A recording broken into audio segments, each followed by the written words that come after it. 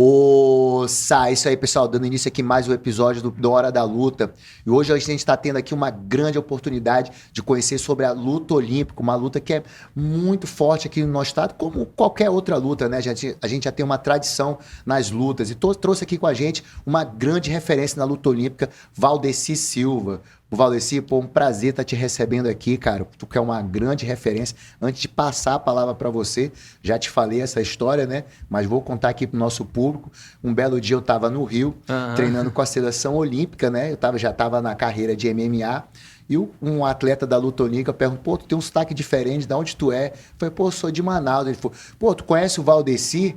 Aí eu falei, pô, não conheço. Não Ele sei falou, quem é. pô, tu é de Manaus, é da luta e não conhece o Valdeci? Pô, o cara é uma referência na luta olímpica a nível Brasil.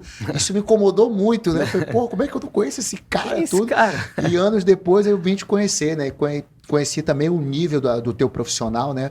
O potencial que tu tem como lutador e a oportunidade hoje muito boa da gente conhecer da tua história aqui. Obrigado aí pela tua presença. Pô, eu que agradeço aí mesmo, toda a moral, professor. Assim, o senhor que tem um trabalho fantástico, né, de Muay Thai aí, tem uma grande equipe, super profissional, o trabalho que faz. E a gente só tá dando sequência aí no trabalho que a gente começou lá atrás. Muitos anos já, né, Valdeci? Muitos anos de carreira aí, de estrada, muito sofrimento, ralação, 2 cirurgias e a gente não desistiu.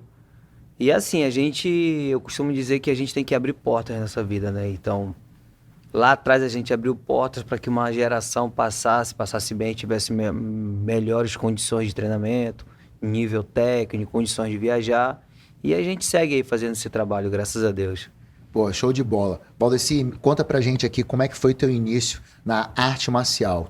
Que modalidade tu começaste? Como é que foi pra luta olímpica? Eu comecei as artes marciais dentro da escola, né? Saindo na porrada. De vez em quando a minha mãe tinha que ir na escola para que confusão, briga do Valdeci brigando. E aí eu conheci o Bruno, que era da luta livre esportiva, um amigo meu que também a gente acabou virando parceiro dentro da escola. E aí ele me apresentou a luta livre esportiva. Lá, isso no bairro da Raiz. Aí eu fui treinar. Aí eu conheci um outro rapaz também, que acho que era Daniel, não sei o nome dele. E aí a gente foi procurar uma academia lá no Jardim Petrópolis. E aí não deu muito certo por lá. Treinei lá 1 ou 2 meses no máximo. E depois eu conheci a academia do Edson e do Neto Carvalho. Professor Edson Negão e Neto Carvalho. Que era um primo do meu amigo, que hoje é pastor Cleodomar. Nós andávamos juntos ali no bairro da Raiz, Rua Nova. Andava de skate também, essas coisas todas, jogando futebol. E aí me levou para conhecer o Ed. Só que dias antes eu tinha assistido um filme, Em Busca da Vitória. E já tinha um contato com a luta e tudo. Em Busca da Vitória, que é um filme já para quem acompanhava das a antigas, sessão da tarde, sessão né, da sobre tarde, a luta passar olímpica, sobre né? a luta olímpica e tal, de estudante, na época no colegial americano. E aí eu fiquei interessado pelaquela modalidade, né? E quando eu cheguei na academia lá, do Edson e do Neto, cheguei lá de tarde, eu vi um desenho na parede assim, um cara dando um suplê no outro. Eu falei, pô, Aquela roupa, aquela né? roupa malha, né? Todo dia eu digo, pô, vocês praticam essa modalidade aqui? Sim, segunda, quarta e sexta é a luta livre esportiva e terça e quinta a gente trabalha a luta olímpica. Eu digo, pô, então é aqui mesmo. Eu fui, falei com a minha mãe começou a pagar as primeiras mensalidades. E aí depois eu comecei a trabalhar também, né, como...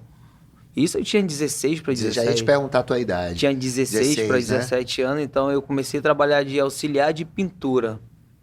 E aí eu trabalhava numa empresa que ficava ali na bola do Armando Mendes, que era uma fábrica de bicicleta que tinha ali antigamente, não sei se tu se lembra. Não. Tinha uma fábrica de bicicleta ali naquela esquina, bem na bola mesmo ali. Aí eu trabalhava, pedia para sair mais cedo para me chegar na academia a tempo. O treino começava de 4 às 6, né? E aí eu já chegava ali entre 5 horas, 5 e 10, aí o professor separava ali um faixa laranja, até me lembro hoje, sempre o Junho, né, que ele hoje é da Rocan, provincial da Rocan, ele disse, pô, eu te dei aula, hein, cara, não sei o quê. Eu fui teu professor, eu digo, não, aí eu fico brincando com ele, né, que eu acabei sendo graduado faixa preta na frente dele. E aí ele fica tirando aula com a minha cara, pô, esse bicho pegou a faixa preta da minha frente e eu dei aula pra ele. Entendi. Mas aí começou ali a treinar, cara, treinei com o Edson e com o Neto. Eu acredito que até 2000, assim, eu me graduei lá na faixa azul com eles, e aí depois eu fui treinando a luta olímpica e fui, assim, tendo um destaque maior, né? Onde eu tinha mais contato, onde eu gostava mais, esperava por terça e quinta. Eu me lembro que dia de Dia de quinta-feira a gente recebia a visita do Pablo, né? Uma vez por mês ele ia lá mostrar técnicas de luta olímpica, que ele viajou para os Estados Unidos, treinou luta olímpica lá, fez um camp. Foi uma equipe aqui de Manaus, né? Que tu lembra dessa equipe? Se eu não me engano, foi o Xixico, que é o Francisco, que é o irmão do Tontonho, foi o Pablo, eu acredito que foi não sei se o Christian foi o Falabella, o Gerson, o seu Fernando, sei que foi... Então esse grupo foi assim, pioneiro, viajou, fez um curso lá fora, né? Fizeram um curso lá fora. O que aconteceu? Eles vieram, trouxeram uma equipe, o Falabella trouxe uma equipe dos Estados Unidos aqui para Manaus para ter um desafio, acredito que foi em 99, Entendi. Essa equipe. Antes disso, ele conhecia o Beto Leitão, né, através da luta livre no Rio de Janeiro. E ele já tinha visto o Beto Leitão nas Olimpíadas de 92, indo para as Olimpíadas de Seul, em Barcelona, 92. Entendi. Na televisão, e aí ele se interessou pela modalidade. E aí, tempos depois, ele conheceu o Beto pessoalmente. Aí ele, não, tem que ir para Manaus, fazer um curso, a gente quer essa modalidade. E aí eu acredito que o Beto veio para Manaus em 98. Quando foi em 99... Beto Leitão, para explicando aqui pro nosso telespectador, né? É um cara muito tarimbado na luta uma olímpica. Referência na luta olímpica brasileira. É um atleta olímpico, né, cara? É um pioneiro no wrestling brasileiro, na luta brasileira, né? Tipo assim, o pai dele tirou muita grana do bolso. O Beto viajou o mundo inteiro competindo como atleta, tem medalhista pan-americano, campeão sul-americano, foi para duas Olimpíadas. Qual o nome dele? O senhor Roberto Leitão. Senhor Roberto Leitão. Roberto Leitão. Duríssimo, era duríssimo, a história, né, cara? viva da luta livre esportiva no país, né? Inclusive, quando eu ia lá na Academia Delfim, né, que ficava na Ele tava lá, 6 horas da manhã, exatamente. Gostava de treinar dele. com a garotada, finalizava a garotada. Os caras tem uma variação de chave de perna, vem de chave cá, de calcanhar. Vem cá, meu filho. Sempre, quando eu tava na confederação treinando, ele, vem cá, meu filho, vem cá, vou te mostrar uma técnica aqui. Isso mesmo. Tinha hora assim que a gente cansado, treinava de manhã, de tarde, de noite. Ele chegava às 6 da manhã lá com os amigos dele lá, coroa da idade dele, pra fazer o treininho dele lá de luta livre, treinava as técnicas. Cara, um exemplo, 6, 7 horas tava terminando e tava indo embora, botava um livrinho debaixo do braço. Então a família Leitão tem uma tradição assim muito grande na luta olímpica, né? Tem muita. E são muito respeitados também, né? E as competições aqui, como é que tu foi, tipo assim, como houve essa transição? Tipo, agora da luta livre agora sou lutador, sou wrestling. Pra luta olímpica, né? Então, tipo assim, quando foi em 2001, rolou um desafio não, tinha um campeonato em São Paulo, o Falabella conseguiu 5, eu ainda não tinha contato com o Falabella, na verdade a gente naquela época era medo dele, né? Tipo, não queria nem chegar perto desses caras, porque... Sim. Tu já treinou luta livre, então tu sabia como é que era. Sim, tipo, completamente diferente do que é hoje, né, cara? Completamente. O acesso ao professor, ao treinador, era uma coisa muito delicada, fazia pra gente chegar e ver, professor, não tínhamos, entrava na porrada, que era do jeito que tu sabe como é que é. Então, e aí eu não tinha contato com ele, só que ia rolar uma Copa do Brasil. Copa do Brasil. O seu Pedro Gama Filho, eu acredito que tinha acabado de assumir a confederação, era uma nova gestão. E aí eles começaram a fazer as competições, né? A Gama Filho que teve um papel fundamental, né, cara? Fundamental. O seu Pedro olímpica, né, foi extremamente fundamental. O Falabella ajudou nessa nova roupagem da confederação, isso no meados de 2000. E aí teve essa competição, a Copa Brasil, em 2001, em São Paulo. Aí o Falabella conseguiu 6 passagens, eu acredito, 6 ou 5 passagens. Uma pro técnico e 4 atletas ou 5 atletas, não me lembro, não. Só sei que teve nós treinamos um mês para esse campeonato, para essa seletiva que aconteceria na Vila Olímpica. E aí eu, os meus amigos e alguns campeonatos de luta livre aqui, eu ainda não tinha participado, mas acontecia o campeonato de luta livre e o Falabella botava 1 ou 2 lutas, uma luta casada de luta olímpica. E aí alguns amigos meus lutavam, se destacaram e eu nos bastidores treinando, né, buscando ali gostava da luta, gostava de derrubar. Então, eu gostava muito de lutar em pé para derrubar. E nessa seletiva eu acabei me dando bem, mas na final, eu não sei o que aconteceu, não deixaram eu viajar. Tipo assim, eu até falo pro Falabella, tu me roubou nessa final aí que eu venci, hein? Mas aí depois eu perdi essa seletiva e voltei para casa dizendo, te roubaram? Não, tudo bem. E aí depois disso, 2002, teve campanha para deputado estadual. O Falabella foi candidato a deputado estadual. Não venceu, mas aí ele fez um campeonato dentro do shopping em 2002. 2002. Eu acredito que foi em 2002, né, que teve a eleição para deputado estadual. E nesse campeonato estadual ele fez, não, vai ser por equipe. E aí eu já conheci o Alan, eles já tinham me visto lutar na Vila Olímpica, né, em 2001. Aí eles moravam perto de casa, na Raiz também, o Alan, o Elton. E aí, não, vamos formar uma equipe aqui. Aí formaram, a equipe era eu, o Alan, o Elton, o Neto Carvalho e o Roseli, nós 5. E aí essa equipe nós fomos campeão, pô, por equipe, lá dentro do shopping. E aí depois que acabou a eleição, eu falei a Bela, não, agora eu quero formar uma equipe de luta olímpica, só para treinar a luta olímpica. E aí nós fomos lá pro centro, em 2002, depois que acabou as eleições. E aí nós começamos a treinar. No centro? No centro, lá na IFILT, na academia do Manassé Barbosa, treinador de remo. Sim. O Manassé que é respeitado bastante aí na parte esportiva do Amazonas. Sim. E aí nós começamos a treinar lá. O Manassé era o nosso preparador físico, né? Que ele vinha trazer toda aquela preparação do remo e foi adaptando para a luta olímpica. E aí o Manassé colocava a gente, junto com o Falabella, a gente, professor, começava a correr na frente do Taj Mahal. Uhum. Aí a gente subia ali a Getúlio Vargas, entrava na Joaquim Nabuco, descia a Joaquim Nabuco todinha, descia ali, aí já pegava a Djalma, descia a Djalma e entrava lá na Pará. Subia a Pará todinha, ia correndo, ia parar lá na Maceió. Da Maceió a gente pegava, subia a Maceió, tá? E engatava lá na Major Gabriel e descia. E voltava lá, passava Ramos Ferreira, tudinho, voltava pra frente do Taj Mahal pra ir pra academia do Manassé. Aí começava o treino. Isso era o aquecimento. O aquecimento, hein?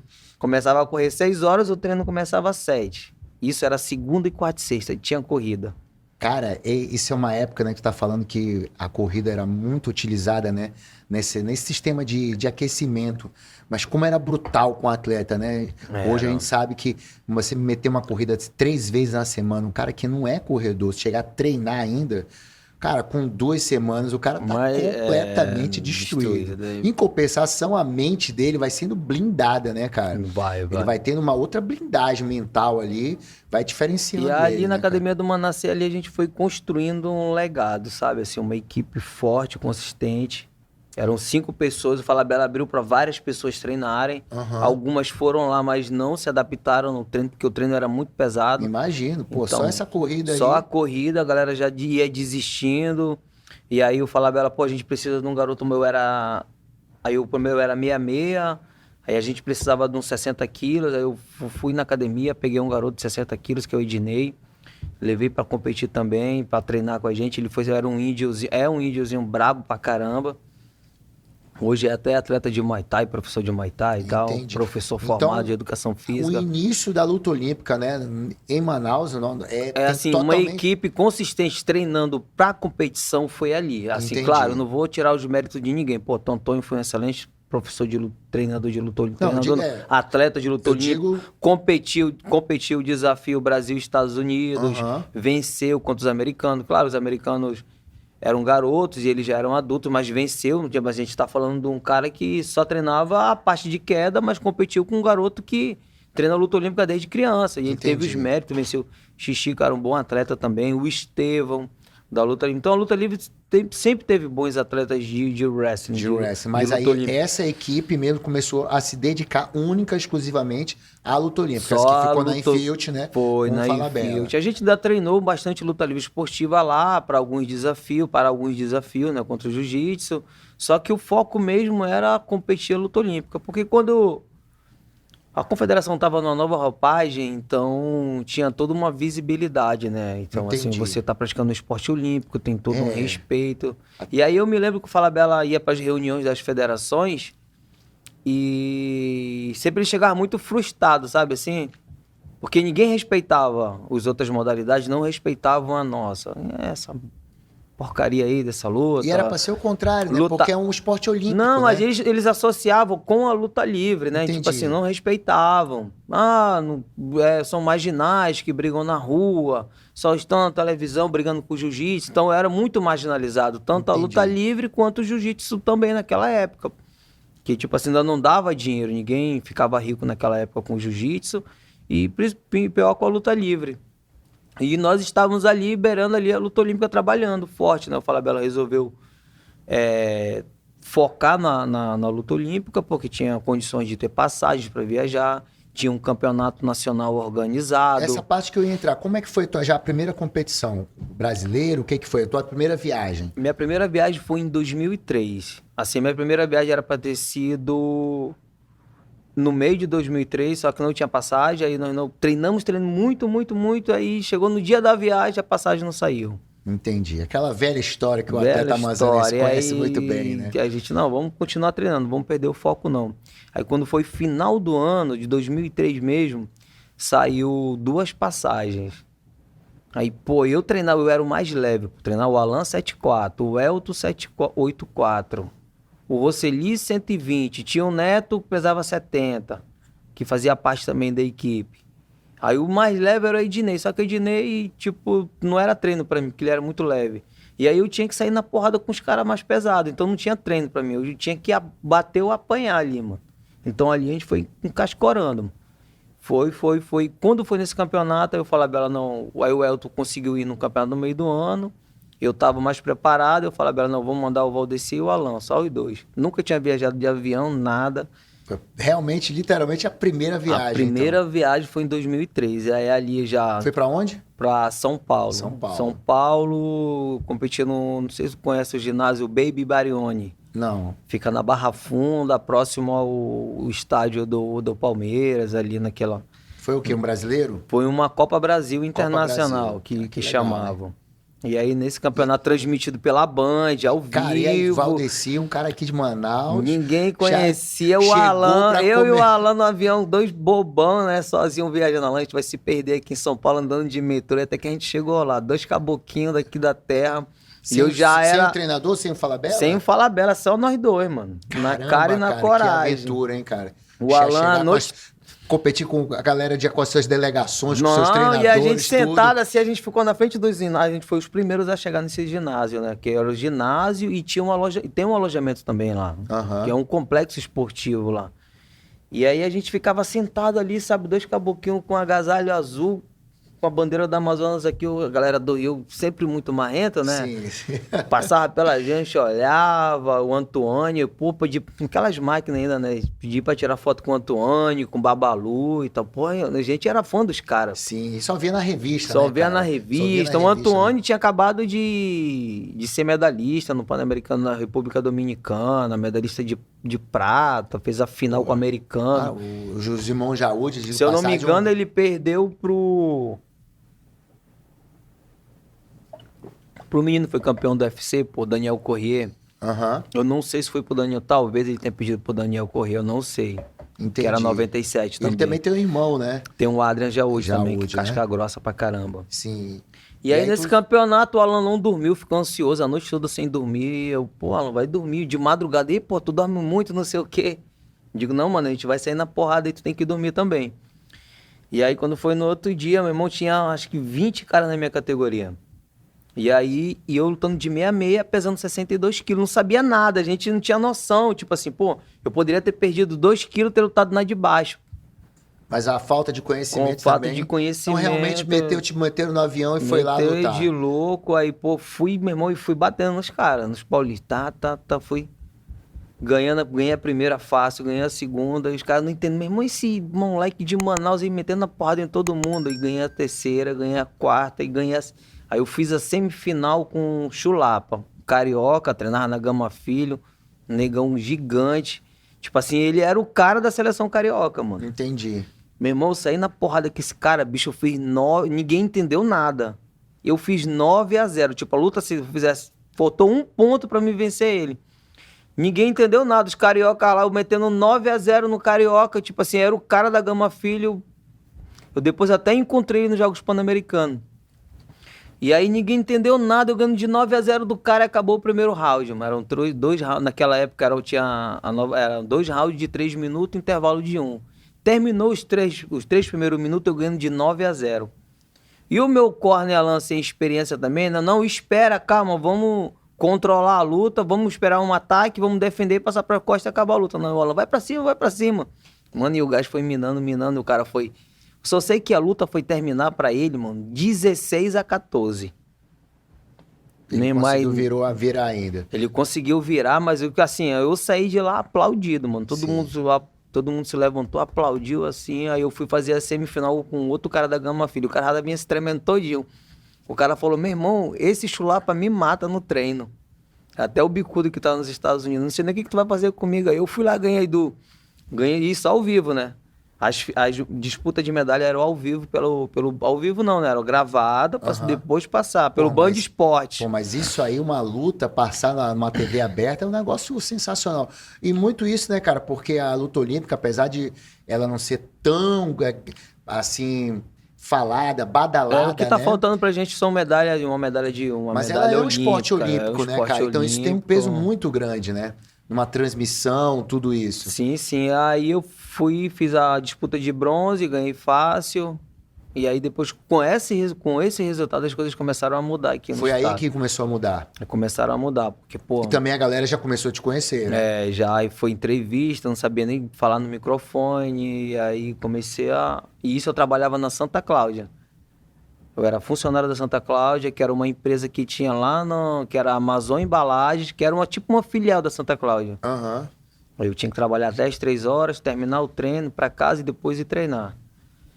E aí depois dessa medalha a gente começou a treinar, aí virou o ano, né? Isso foi no final do ano. E quando tu voltou dessa viagem, tu já sentiu, assim, já trocou força, trocou queda Já, técnica, a galera de fora, pô, ali abriu? Abriu a mente ali, né? Porque depois a galera, pô, mas por que tu tá lutando? Tu pesa quanto? Eu digo, pô, e eu era leve, eu era o menor da categoria. Não, eu digo, peso 62, eu acredito. Bom, mas por que tu tá lutando? Por que tu não lutou até 60? Eu digo, mas tem 60? Tem, pô, tem a 60 quilos. Tu poderia ter lutado no 60, não no 66. E aí depois eu já voltei pra Manaus com esse pensamento. Eu digo, não, agora eu vou baixar pra peso 62, eu vou lutar de 60. Aí o Ednei eu jogo pra 5,5, que o Ednei era 60. Aí quando eu voltei de lá, eu já falei, pô, mestre, eu tenho que lutar de 60, e a gente joga o Ednei pra 65, o Neto, que pesa 70, já luta de 66, o Alano 74 mesmo e o Elton no 84. E a gente já formou um time forte. E aí a gente já ficou trabalhando forte pro brasileiro que ia ser em março ou em abril. Isso de 2004. E aí porrada, mano, treino enfiado. Aí só foco na luta olímpica. Falabella assistia os vídeos, né? Botava vídeo cassete, trazia técnica. Quem é a tua referência? Mudou? Continua sendo o mesmo? Tu acompanha vários lutadores? Tem um cara que tu gosta mais? Cara, tem vários, Tem né? vários, Vários né? atletas aí que são extremamente talentosos, mas tem um que Aquele é que tu o, estuda. É o Buzavá Saitiev. É um cara que ele... Pô, Satiev é o cara, uma unanimidade, né, ele é cara? unanimidade, ele usa as pernas como ele usa os braços. Então o cara é extraordinariamente... Eu não sou conhecedor, lógico que eu já pratiquei tudo, mas em comparação a você, eu não sou um conhecedor. Mas quando eu vejo os vídeos do Satiev, assim, eu penso, parece que ele não usa força. Não usa. Em comparação E tu a vê outros, que ele né, cara? ele é E alto. não é tipo assim, um cara Não forte. não é um Romero da vida. Exatamente, ele pegou o Romero e eu fiz aquilo com ele. Eu fiquei, cara, Não, bicho. aquele Saitiev lá é o Adam Saitiev. Entendi. É o irmão do Buzavá. Entendi. Tem o Adam Saitiev Então e o são dois. São dois. Um era 7,4 e o outro era 8,4. Ah, Só entendi. que o 7,4 já ganhou do Romero também. Já lutou com o Romero. Subiu pra lutar com o Romero e ganhou do Romero. Entendi. Nossa, cara. Os russos são... E quais são o diferencial desses irmãos? Por que tu acha que eles sobressaíram, que viraram uma lenda no esporte? O que tu acha? É a mesma coisa que acontece com o jiu-jitsu amazonense. Por que a gente tem muito atletas bons de jiu-jitsu no Amazonas? Porque tem muito atletas com qualidade. Então é tanta qualidade envolvida dentro do esporte que o talento ele vai aflorando cada vez mais. Entendi. Então é que nem jogador de futebol, porque aparece um Ronaldinho Gaúcho na vida, aparece um Romário, aparece um Neymar, aparece um Cristiano Ronaldo no esporte, é a mesma situação. E na Rússia é pior ainda, mano. A Rússia, tem um estado na Rússia que eu faço uma comparações, né? Que é o Daguestão. Eu acho assim que o jiu-jitsu, o nosso estado é como se fosse o Daguestão do wrestling. Meu irmão, no Daguestão todo mundo é praticante de wrestling. Todos. Eu tô falando de autoridades políticas a camponeses que estão plantando no interior, na roça. Isso aqui é o local do campeão do UFC, fugiu agora o nome, Magomedov? É. Né? Então, ali no... Khabib. Do Khabib, ali na... O pai dele, inclusive, é um grande treinador, né? Ali no Daguestão, ali, meu irmão, os caras é questão de honra, de religião, os caras são... E não é qualquer um que treina lá com eles, que cai lá dentro pra treinar, porque a luta, o treino lá é muito forte. Então, tipo assim, é um querendo matar o outro, mano. Então tem que sair aquilo ali, tu vai extrair aquilo ali, mano. É uma peneira muito forte, uma peneira, né? Tipo assim, o campeonato russo, pô, ele é mais, talvez em algumas categorias, ele é mais difícil que uma Olimpíadas. Então tu imagina, tu lutar um campeonato nacional, tu for campeão, tu entrar na seleção, tu sabe que tu tem 70% de ser campeão olímpico. Entendi. Então isso, e onde é que acontece isso em algum lugar do mundo, sem ser lá? Então daí é o segredo dos irmãos aí, Saitiev, né? Não só eles, né? Tem vários outros lá, assim, mas o Saitiev é uma unanimidade lá, então. Entendi. Me falaram assim, acho que foi até o Antônio que me falou que ele é deputado federal lá. Geralmente eles vão, né? Também é o caso do Alexander Karelin. Do Karelin, né? Aproveitando aí esse gancho, explica pra gente qual a diferença da Greco pra luta olímpica, porque muita gente às vezes pensa que é a mesma coisa. E na Rússia tem o seguinte, pô. No Daguestão se pratica mais o estilo livre do que o greco. Entendi. O greco já é praticado mais em Moscou. Entendi. E aí eu te digo, os praticantes de greco-romana, eles são mais cristãos e o do estilo livre, eles são muçulmanos. Uau, cara, que diferença, que tipo legal. O Alexander Karelin, o cara é cristão, frequenta a igreja católica. E aí tu pega o Saitiev é muçulmano. Muçulmano. Os caras... Existe essa rivalidade dentro da luta, o pessoal da Greco, o pessoal da luta olímpica? Não existe. É tipo assim, ali, pra gente que tá ali é tudo igual, né? Existe brincadeiras à parte, né? Falar, os caras têm que ir pra Paralimpíada, não pode usar perna. Eu acho a Greco mais difícil, desculpa. A Greco é extremamente difícil. Tem que derrubar o cara da cintura pra cima, o negócio... Só que o estilo livre, ele é mais ainda. Porque o estilo livre, ele é mais concorrido, ele é mais competitivo. Então é mais explosivo, são mais técnicas, tipo assim, a Greco é muita força, é um esporte que você precisa ter muita força. Tem que desenvolver a força. Força lombar incrível, assim, extraordinariamente ser forte na região lombar. Então, porque tudo que a gente treina de luta envolve a região lombar. Tudo que a gente vai fazer de treino fora, não vou treinar técnica, mas tudo que eu vou treinar fora de treinamento físico tem que envolver a região lombar. Porque a gente precisa ter um lombar forte, tanto para suportar as quedas, quanto para derrubar. E a luta, ela machuca muito, né? Então, tipo assim, você tá treinando wrestling, você cai toda hora. Você cai e levanta, cai e levanta, cai e levanta. Fica chato às vezes. Agora, Valdeci, a gente falou desse campeonato, dessa Copa Brasil que tu foste, né? E próximo passo, o que o brasileiro, como é que foi? Aí eu tava falando, e aí aconteceu da gente começar a se preparar para o Campeonato Brasileiro, em 2004, em Brasília. Lá, acho que foi em meados de abril, e a gente treina. E o Falabella tinha a missão de correr atrás das passagens, né? E aí, nesse dia, ele conseguiu esse resultado que eu trouxe de São Paulo, garantiu as nossas medalhas para Brasília. Passagem.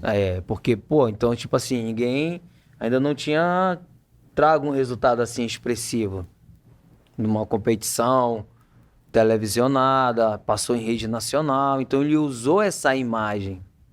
Claro, acho que teve em 2001 a seletiva que eu não fui, teve o Pelo, que foi vice-campeão, mas não teve a mesma repercussão, porque não foi televisionado. Não foi transmitido, né? Televisionado. Não foi televisionado, então a minha passou em rede nacional, ele pegou esse vídeo, levou o pai dele, acho que na época o governador era o Eduardo Braga, o pai dele era secretário de Eduardo Braga, em alguma coisa aí, não sei. Já sabia os caminhos ali, né? Aí foi e ele conseguiu 8 passagens pra gente pro brasileiro. E a gente levou um time completo. Uau, hein, cara? Conseguiu 8 passagens, não é fácil. Naquela época, sim.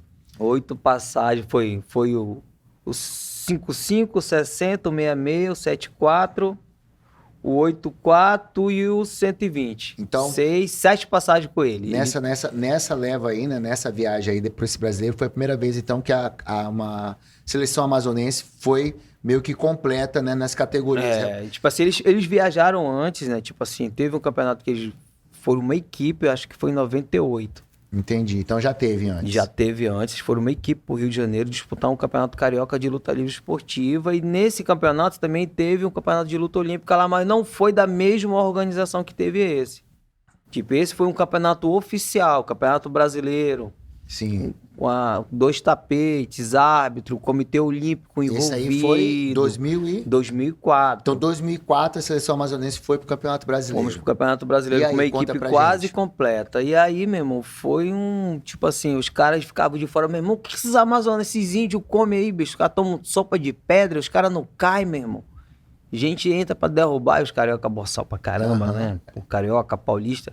E a gente vendo ali os carioca e o paulista se matando ali entre eles, né? Desafio, tipo assim, de querer brigar, dar murro. E a gente ali do lado de fora olhando, né? E aí eu fui, na minha categoria, eu fui ali ganhando. Cheguei na final. Fiz a final com o Pirata, que é treinador lá. Cara, pirata duríssimo, hein, Duríssimo. cara? Já lutei nas Duríssimo. 60 quilos. Entendi. Fiz a final com o Pirata. O Ednei, fui na 5-5, foi campeão. Ganhou do Ligeirinho, que era um cara da Gama Filho. Foi campeão em cima do Ligeirinho. Eu na final dos 60 quilos. Alan disputando bronze no 7-4. Elton disputando bronze no 8-4. Tipo assim, a gente chegou quebrando a banca, mano. Assim, todo mundo chegou na semifinal. Eu passei pra final, o Ednei passou. Tivemos 2 resultados de bronze. E aí eu fiz a final com o Pirata, perdi pro Pirata, Pirata mais experiente. Já tinha participado dos Jogos Pan-Americanos, Jogos Sul-Americanos. Não, Jogos Pan-Americanos não, já tinha participado dos Jogos Sul-Americanos. Já tinha uma experiência internacional na luta, já tinha viajado para Portugal, já tinha, treinado e feito camp com a seleção brasileira. Mas assim, eu fui lá, ganhei dos caras da Gama Filho, ganhei dos carioca, ganhei de paulista. Então foi um campeonato muito bom ali, onde a gente fincou a bandeira de Ali costume de botou, lugar. A gente chegou e ficou a bandeira, chegamos. Assim, eu falo até hoje, até me arrepio disso, assim, porque foi uma emoção. Foi um diferencial, né? Foi um diferencial no wrestling amazonense ali. Passou também a acreditar mais, né, cara? Ali, Tipo, dá pra chegar. A gente, assim, ali o Estado passou a respeitar, né? Assim, quando eu falo de Estado, politicamente, assim, onde a gente passou a ter uma visibilidade, não, os caras são malucos, mano. E aí a gente foi falando, a gente corre 3 vezes na semana, a gente faz isso, a gente faz aquilo, coisa de doido. E nesse campeonato a gente ficamos em 3º lugar por equipe. Caramba! Foi muito E a gente bom, não cara. esperava, a gente não sabia. Em 3º lugar, Amazonas. Meu irmão, nem o Fala Bela acreditava. Ele deve ter ido à loucura, né? Ele foi a loucura, Ele mano. deve Assim, ter 3º guardado esse momento lugar, aí, 1º lugar Rio de Janeiro, 2º São Paulo e 3º lugar Amazonas. E aí o Fala Bela, chegamos, aquele jeito dele lá, né, bem delicado, né? Banda de não sei o quê, então a gente tá aqui, a gente tá vivo, os índios chegando. Cara, então, 3º lugar, né? Campeonato por equipe. Ficamos todo a mundo bandeira medalhando, ali. né? Um resultado excelente. As competições internacionais, Pan-Americano, como é que aconteceram, como é que foi? Eu queria também saber se tu teve alguma vivência com os cubanos, como é que foi essa parte aí na tua carreira? A gente tava muito, assim, hoje com a experiência que a gente tem, vendo a luta como a gente vê hoje, não tinha experiência internacional nenhuma. A gente tinha um cara que acreditava muito naquilo que ele queria, que era o Fala Bela, e ele conseguia transmitir aquilo ali pra gente. Tu acha que esse foi um Assim, dos diferenciais Foi um também? diferencial muito grande. Assim, ele conseguia transmitir aquilo ali que ele queria, que a gente precisava chegar, que a gente precisava ter respeito, e a gente só ia ser respeitado se a gente vencesse, se a gente ganhasse dos cariocas, dos paulistas, porque eles eram os bambambam na época. Isso era referência. Eles eram uma referência, então era Antoine, a Gama Filho por detrás, dando toda a estrutura. Porra, cara, isso aí é muito complicado, né, cara? Aí São Paulo, São Paulo é São Paulo, né? Então tudo é mais fácil para todo mundo lá, patrocínio, apoio, estrutura. E aqui a gente só tinha um doido, sonhador, que transmitia aquela maluquice dele pra gente, que foi uma maluquice muito boa na minha vida, que me ajudou, que me orientou, que me deu um norte e que fez ser a pessoa que eu sou hoje, né? Então, E fez vocês acreditarem, né, cara? acreditamos e lutamos, sangramos bastante, assim, no treino, assim, ele fazia um treino do balde, que ele inventou essa parada com o Manasseh, eu não sei saber se ele já fazia isso lá na luta livre. Não, o treino só vai acabar quando a gente tirar esse balde aqui. E aí a gente botava a camisa e suava, e pô, chega lá no balde, trouxe o suor lá. Aí voltava porrada, porrada, porrada, porrada, e voltava lá com a camisa. E a gente tinha que encher aquele balde de suor, meu irmão. Essa porra não vai encher nunca, a gente vai morrer aqui. Tinha dia que a gente ia treinar, meu irmão. A gente achava que o Falabella ia jogar a gente lá de cima, cara. Muito, muito maluco. Eu tinha uma namorada naquela época. Cara, ela subiu lá num lugar, ele expulsou ela de lá, meu irmão. Tu tá fazendo aqui, porra? Isso aqui é lugar sagrado aqui, não sei o quê. Digo, meu irmão, Evaldeci, eu vou te matar. Se foi lá e pisou na minha cabeça. Pô, mestre, ela não sabia, não sei o quê, perdão. E porrada com meu irmão e treino. Nesse dia, a gente tava treinando pra algum campeonato, era algum desafio, ele tava pilhado. Porque ele queria aqueles resultados de novo, né, cara? Precisava Ele precisava dos daquilo, resultados, né, cara? e aquilo ali foi fundamental, né? Foi fundamental A gente tá doido pra trazer ele aqui no programa, com certeza, quando ele vier pisar em Manaus, né? Eu tô aguardando, assim, já fui muito E o cobrado. Falabella, ele foi um visionário no esporte amazonense, né? Mesmo Sim. com um cara super inteligente, um cara que lê muito, um cara de boa família, teve bons pais. E ele foi um visionário que abriu portas na vida de muita gente, assim. Eu sei que muita gente não gosta dele, mas, cara, eu não tenho nada pra falar dele. Eu sempre fui muito fiel. Que é aquilo que tu falaste aí, né? Tipo, a maneira, né? Porque naquela época, né, cara? Hoje em dia a metodologia é bastante diferente, né? Mas você vê que deu resultado, né? O Amazonas começou também a ser, pô, começou a ser respeitado. E aí, na nesse, luta olímpica, nesse, né? nesse dia, meu namoro terminou, né? Acabou, não, Acabou, imaginei. acabou o namoro. E aí, não, meu, isso aqui é meu treino, vai cuidar da tua vida, eu não vou abrir mão disso aqui. E aí a gente seguiu, aí 2000, aí fomos treinando, aí tinha as competições de luta livre aqui que a gente foi lutando, alguns desafios que teve com o jiu-jitsu. Mas aí eu fui um dos primeiros atletas a ser patrocinado. Naquela época tinha o Amazonas Campeão, então eu já comecei a receber Amazonas Campeão. E aí eu fui deixando mais de treinar luta livre. Entendi. Fui me dedicando mais à luta olímpica. E aí, final do ano, nós fomos novamente para a Copa Brasil, em 2004. Se eu não me engano, acho que eu fui vice-campeão. E aí, em 2005, teve 2 campeonatos. Teve o Campeonato Brasileiro e o Campeonato Nacional. No primeiro, fui para a final de novo, já estava assim, já estava respeitado, já sabia do que eu queria. É por isso que quando eu cheguei lá né, deu fim com a seleção brasileira, a galera já tava falava, assim, já a galera falava o teu já nome, chegava assim, pô, bicho, vou pegar o Valdeci, vou pegar o Amazonense de cara, meu irmão. Aí eu já chegava, já sabia que eu ia chegar na final, já sabia que eu ia ganhar, já sabia que eu Entendi. queria. E nessa final eu fui ganhando de 9-0, 8-0, eu acho. E eu fui, pô, cara, assim, um vacilo, eu fui encostado, mano. E valia a vaga pra entrar na seleção brasileira, pra lutar o Pan-Americano, acho que era no Panamá, eu acho, de 2005. Cara, e eu perdi nessa final. Aí depois me ligam pra mim, olha, a gente vai te convocar assim mesmo pra seleção brasileira, a gente quer aqui lutando pela seleção. E aí perguntaram se eu tinha passaporte, eu não tinha passaporte. Aí, pô, então não tem como viajar. Aí, pô, aí eu fui, não, vou tirar meu passaporte, mano, porque na próxima oportunidade eu vou estar com o passaporte na mão. E aí, quando foi em junho, teve uma seletiva nacional. Era um circuito sul-americano que ia ter. Uhum. Em 2005 também, né? Aí muitas competições, né, cara? Aí ia ter um circuito sul-americano. Eu já estava recebendo R$300 por mês do Amazonas Campeão e trabalhava também na Santa Cláudia. E aí eu comecei a treinar. Eu falei, pô, esse ninguém me tira não, mano. Esse campeonato, aí o Falabella foi na hora de tirar, e tipo assim, pra sair passagem, 1 ano e meio atrás, era muito difícil. Ainda é, você é bastante Não, eu difícil tô falando naquela época lá, entendeu? Sim. Agora não tá difícil, mano, tá impossível. Naquela época era difícil, hoje... É verdade. E aí aquele resultado de 2003, cara, garantiu a nossa passagem para esse brasileiro, garantiu as outras passagens também para outra seletiva. Fomos a equipe completa de novo. E aí em 2005 nós já estávamos lá dentro da universidade. Falabella chegou comigo, conversou com a professora Lília. Olha, nós temos um espaço novo. Conversei com uma amiga minha, abriu o espaço, cedeu o espaço pra gente treinar dentro da universidade.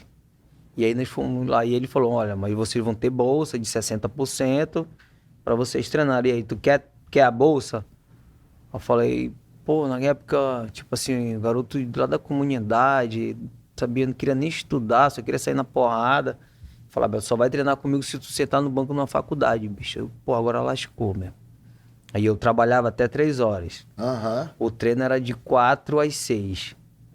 E a faculdade de 6h30 às 10. Eu já tava com uma filha pequena, tava casado e tal. Aí eu digo, pô, mestre, eu quero, bicho, eu não vou perder isso não, porque não queria nem estudar, meu irmão, eu queria treinar. Entendi. Queria competir, não queria nem... E aí eu entrei na universidade com bolsa de 60%, representando, ele mandou fazer umas camisas, tudo que a gente falava na televisão tinha que falar o nome da universidade. E aí eu fui para essa seletiva que foi no Mato Grosso do Sul. E o Falabella, na hora de emitir as passagens na secretaria, ele falou que era pro Mato Grosso só. E nós fomos para Cuiabá. E aí a gente chega lá em Cuiabá e, mano, Jean, a gente já chegou pro presidente. Estamos aqui. Pô, mas aqui é onde? Que eu também tô aqui no aeroporto. Não, a gente tá aqui assim. Não, eu também tô aqui. Cadê vocês? Eu digo, peraí, que aeroporto vocês estão? Caramba, que história, hein, Aí, cara? cara, a gente tá em Cuiabá, mano. Aí, mano, aí a gente tá em Mato Grosso do Sul, Campo Grande. A gente liga pro Falabella. Aí, pô, bicho, eu já fiquei estressado, mano. Com fome, Treinando perdendo peso. tudo, perdendo peso. 60 quilos naquela época. Eu digo, misericórdia, mano, vou matar um. E aí a gente entra, tem que junta o dinheiro, compra as passagens, vão 500 km, mano. De Cuiabá até Campo Grande. De ônibus. De ônibus. 500 quilômetros, falou assim. Vai e volta para 500 Figueiredo 5 quilômetros. vezes. 500 quilômetros. E aí, meu irmão, vamos. E aí, nesse campeonato, não deixei pra ninguém. Esse campeonato eu fui campeão, entrei na seleção brasileira, tava com passaporte na mão, viajei. Já tava todo fui preparado já. campeão do circuito sul-americano.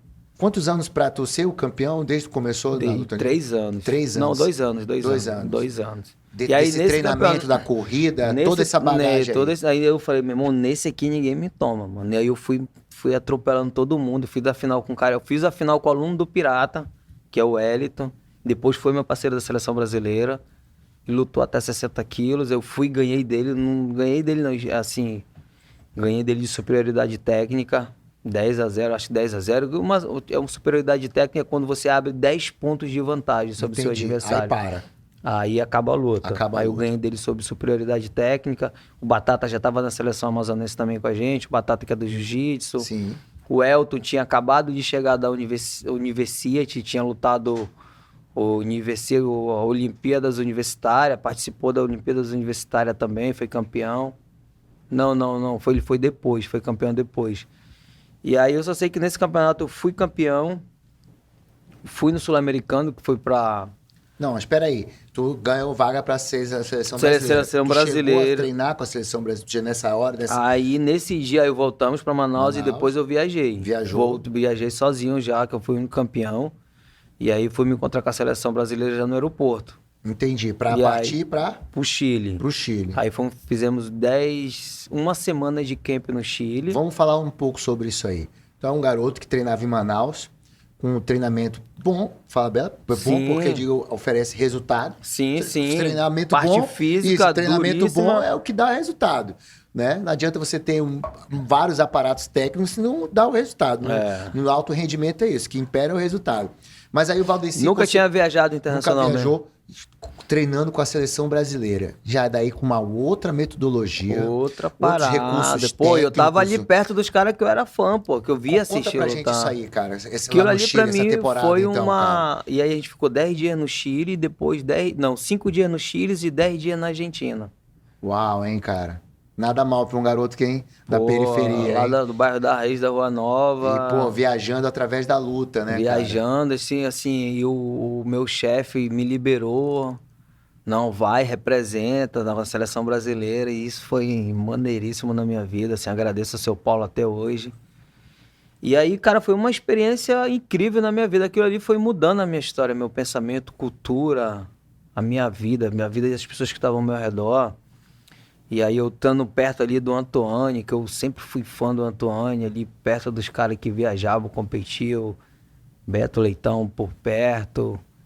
E toda a seleção ali, aquilo ali foi um sonho, né, cara, assim, na minha vida, representando o meu time, meus amigos, representando a minha escola. Me lembro que eu fui lá com o pai do Falabella, ele me deu os parabéns, aí o Falabella me levou lá com o vice-governador, que é o Omar, que era o Omar na época, me deu os parabéns, aí mandou lá, o secretário dele lá me dar uma ajuda financeira. Aí me levou lá com os vereadores também, Chico Preto, Fabrício, eles fizeram uma cotinha lá e, pô, dá mais uma grana pra ele levar também na viagem. Tá indo representar o Amazonas, né, cara? O cara Tipo pegou assim, seleção brasileira, seleção né, cara? brasileira, e aí Isso não é qualquer um. treinando lá no Chile. Frio pra caramba, não tinha nem levado roupa de frio, mano. E os treinadores dessa época da Nessa seleção época brasileira? era o Juruna, o professor Juruna, que hoje não tá mais na seleção brasileira, os caras das antigas, né? Aham. Que tava ali, Antoine, sempre foi uma liderança dentro da seleção brasileira, sempre orientava, ajudava nos treinos. O Adrian, o Pirata também fazia parte da seleção brasileira, tava lutando, eu no 60, o Pirata no 66, que o Renato Roma no 74. Só sei que viajou a seleção completa, o estilo livre, o grego e o feminino. Então, assim, aí depois competimos lá, eu fui no Chile, acho que eu fui campeão, na Argentina eu fui vice-campeão.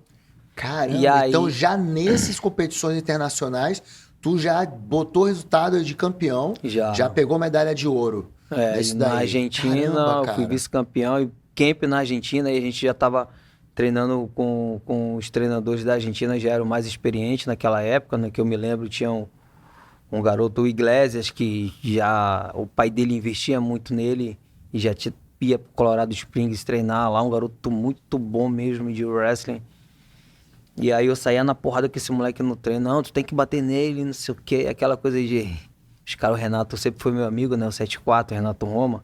Não, meu irmão, tu tem que derrubar, tu tem que fazer isso. E ele me ensinando já os truques. Aham. E eu colava nele, pô, me ensina isso. Ele ia me ensinando coisas que eu não sabia. E aí a mente foi expandindo, foi abrindo. Eu digo, pô, a luta olímpica não é só aquilo ali. Então a gente... E aí eu já botava com uma bagagem também pra Manaus, né? Tu consegue, assim, mensurar pra gente no seguinte quesito. Existe o Valdeci, antes que competia, medalhava, batia de frente, né, com os outros atletas. E esse Valdeci que teve acesso lá nesse camping no Chile, no camping da Argentina, como é que tu voltou? Quais suas armas? Que tipo de técnica que tu não tinhas acesso e que tu mesmo falaste agora que tu abriu tua mente em relação a isso? O que tu lembra assim, tipo, porra, eu comecei a usar isso, comecei a fazer diferente isso. Técnicas de domínio. Tipo assim, eu comecei a falar, olha, os caras fazem isso lá, segura a cabeça, clincha, pega no calcanhar, ataca girando, arm drag, universal, que são posições de solo que a gente não sabe nem ouvia falar, sabia nem o que era. Entendi. Turca, a gente chamava de a posição do Carelim, que era um exercício que a gente... Eu gosto de defender muito na turca, né, cara? Inclusive, eu vejo os atletas defendem pouco um single leg, por exemplo, na turca, uma coisa tão eficiente, né, cara? Eficiente. Entendi. Eficiente. Não é, porque às vezes é falta de conhecimento mesmo, não é que não sabe, é falta de conhecimento. Então, quando as pessoas chegam para treinar comigo, eu digo, não é que tu não sabe, falta de conhecimento. Então, isso aqui a gente vai, tipo assim, eu digo, não, a luta olímpica ela não é diferente do jiu-jitsu, é só uma transferência de movimentos. Vocês são atletas, vocês são competidores, vocês são lutadores. O que a gente está fazendo aqui são transferências de movimento. A gente vai... Isso aqui vocês fazem no jiu-jitsu, mas a gente vai fazer isso aqui que vai te ajudar. E a gente vai já entrar nessa parte, né? Desse treinador mais na frente. Como a galera te procura hoje. E aí depois eu fui pro Chile, volto já com a bagagem, já ajudando a galera a treinar. Em 2006 eu já cheguei no Campeonato Brasileiro. Aí em 2005, aí fecha no campeonato Chile, Argentina e fechou com o Campeonato Copa Brasil de novo. Do final do ano já. Entendi. E aí o Falabella, eu ligando pro Falabella no cartão, né? Pô, mestrão, e aí as passagens saíram, vocês vão vir? Ele, pô, não saiu, tu vai lutar sozinho, não sei o quê. Aí quando eu chego no hotel, eles estão no hotel lá, a equipe toda. Que eu legal, digo, pô, que maneira. Aí eu de novo, televisionado, Band Esportes. Aí eu fui campeão de novo nesse campeonato, na Copa Brasil Internacional. E aí Meu irmão, em 2006, lutei a seletiva brasileira de novo, o Campeonato Brasileiro, entrei na seleção brasileira de novo, lutei o Pan-Americano, perdi na semifinal pro Iglesias, para esse argentino, aí disputei o bronze com a Colômbia, perdi. Só que o que acontece, quando eu perco para esse Iglesias aqui, que foi uma diferença muito curta, a luta, que quase eu encosto ele, 2 meses depois ele cai no doping. Entendi. Aí eu subo para disputar a medalha de bronze. E aí, seleção, no final do ano, campeão de novo na Copa do Brasil, já na seleção, já viajando. E aí, em 2007, vem a seletiva dos Jogos Pan-Americanos, que era o ápice, né? Todo mundo queria participar dos Jogos Pan-Americanos no Rio de Janeiro. E tudo aquilo. E eu sempre trabalhando, o pessoal da empresa sempre me apoiando, não financeiramente, mas só o fato Te de... liberando pra Não, competir. vai lá, não vamos descontar nada. E o pessoal da empresa, esse bonito aí, falta uma semana de trabalho. Como é que é isso, Viagem. né, E cara? no Chile, que eu fiquei quase um mês fora.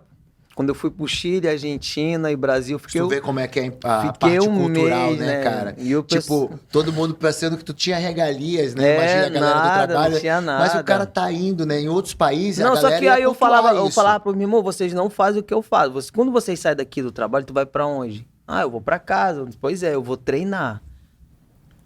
E quando tu tá na tua casa descansando, eu tô treinando. É, porque, na verdade, em outros países, né?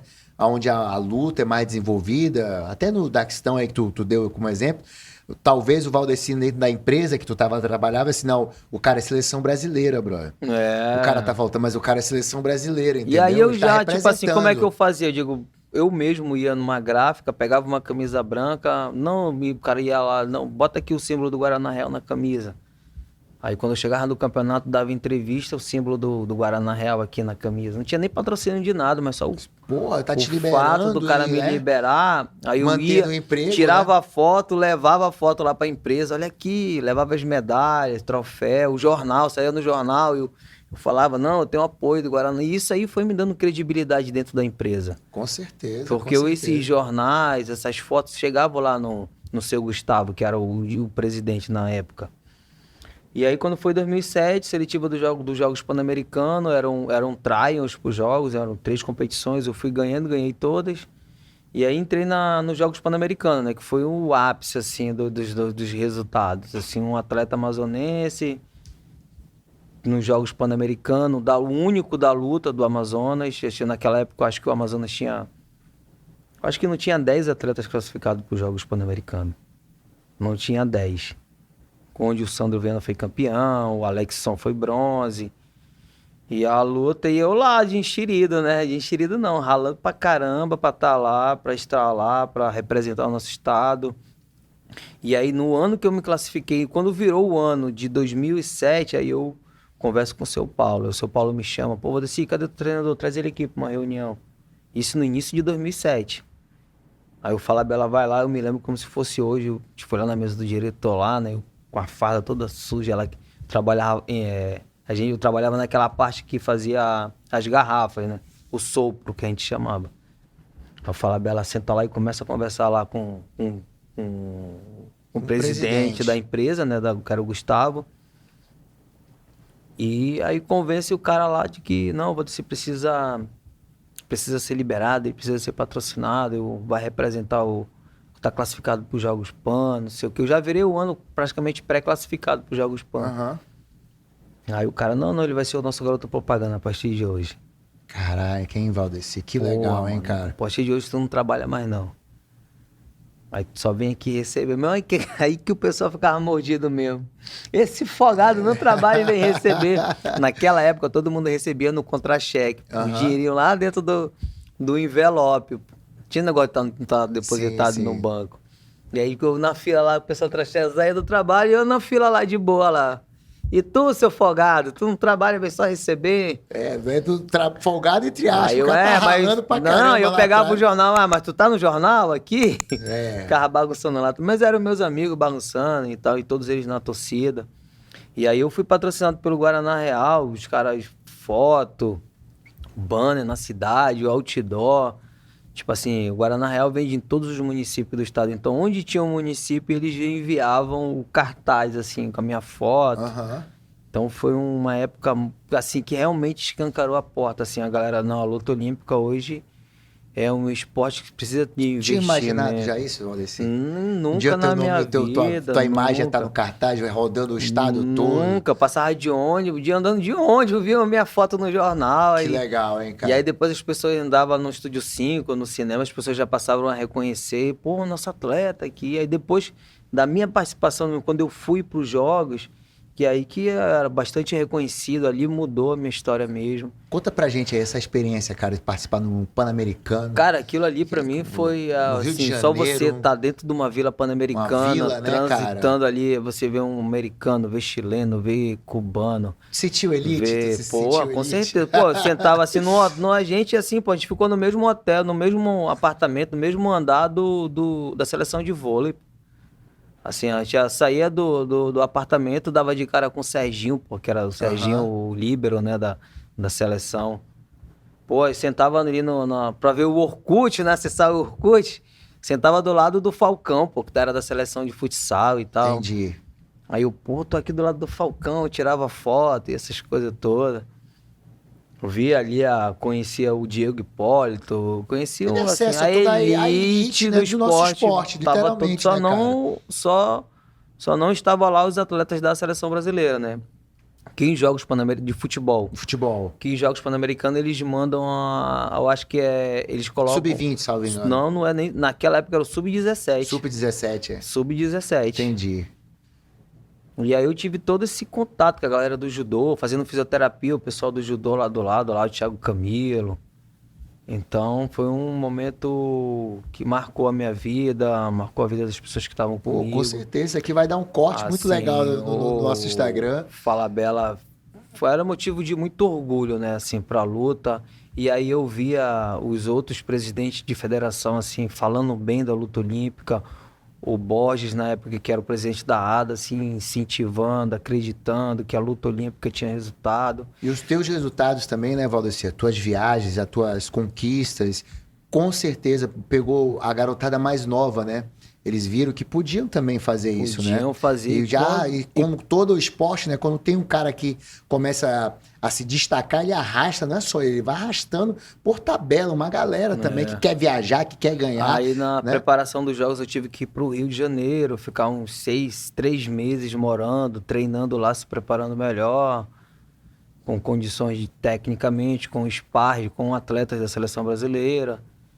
Isso aí também fiquei... Na época que eu tive que eu consegui essa vaga lá para treinar, né, lá na Delfim, tava uma dupla de treinadores cubanos, né? Eles estavam fazendo um intercâmbio. Na verdade foi em 2008. Entendi, é isso Foi mesmo. depois dos Jogos Pan-Americanos, entrou o patrocínio da Caixa Que tinha um cara do boxe também e tinha um cara da luta olímpica. Cara, eles eram muito bons, cara. E aí era o Pedro e o Anjo. Na verdade, vieram 16 cubanos pro Brasil.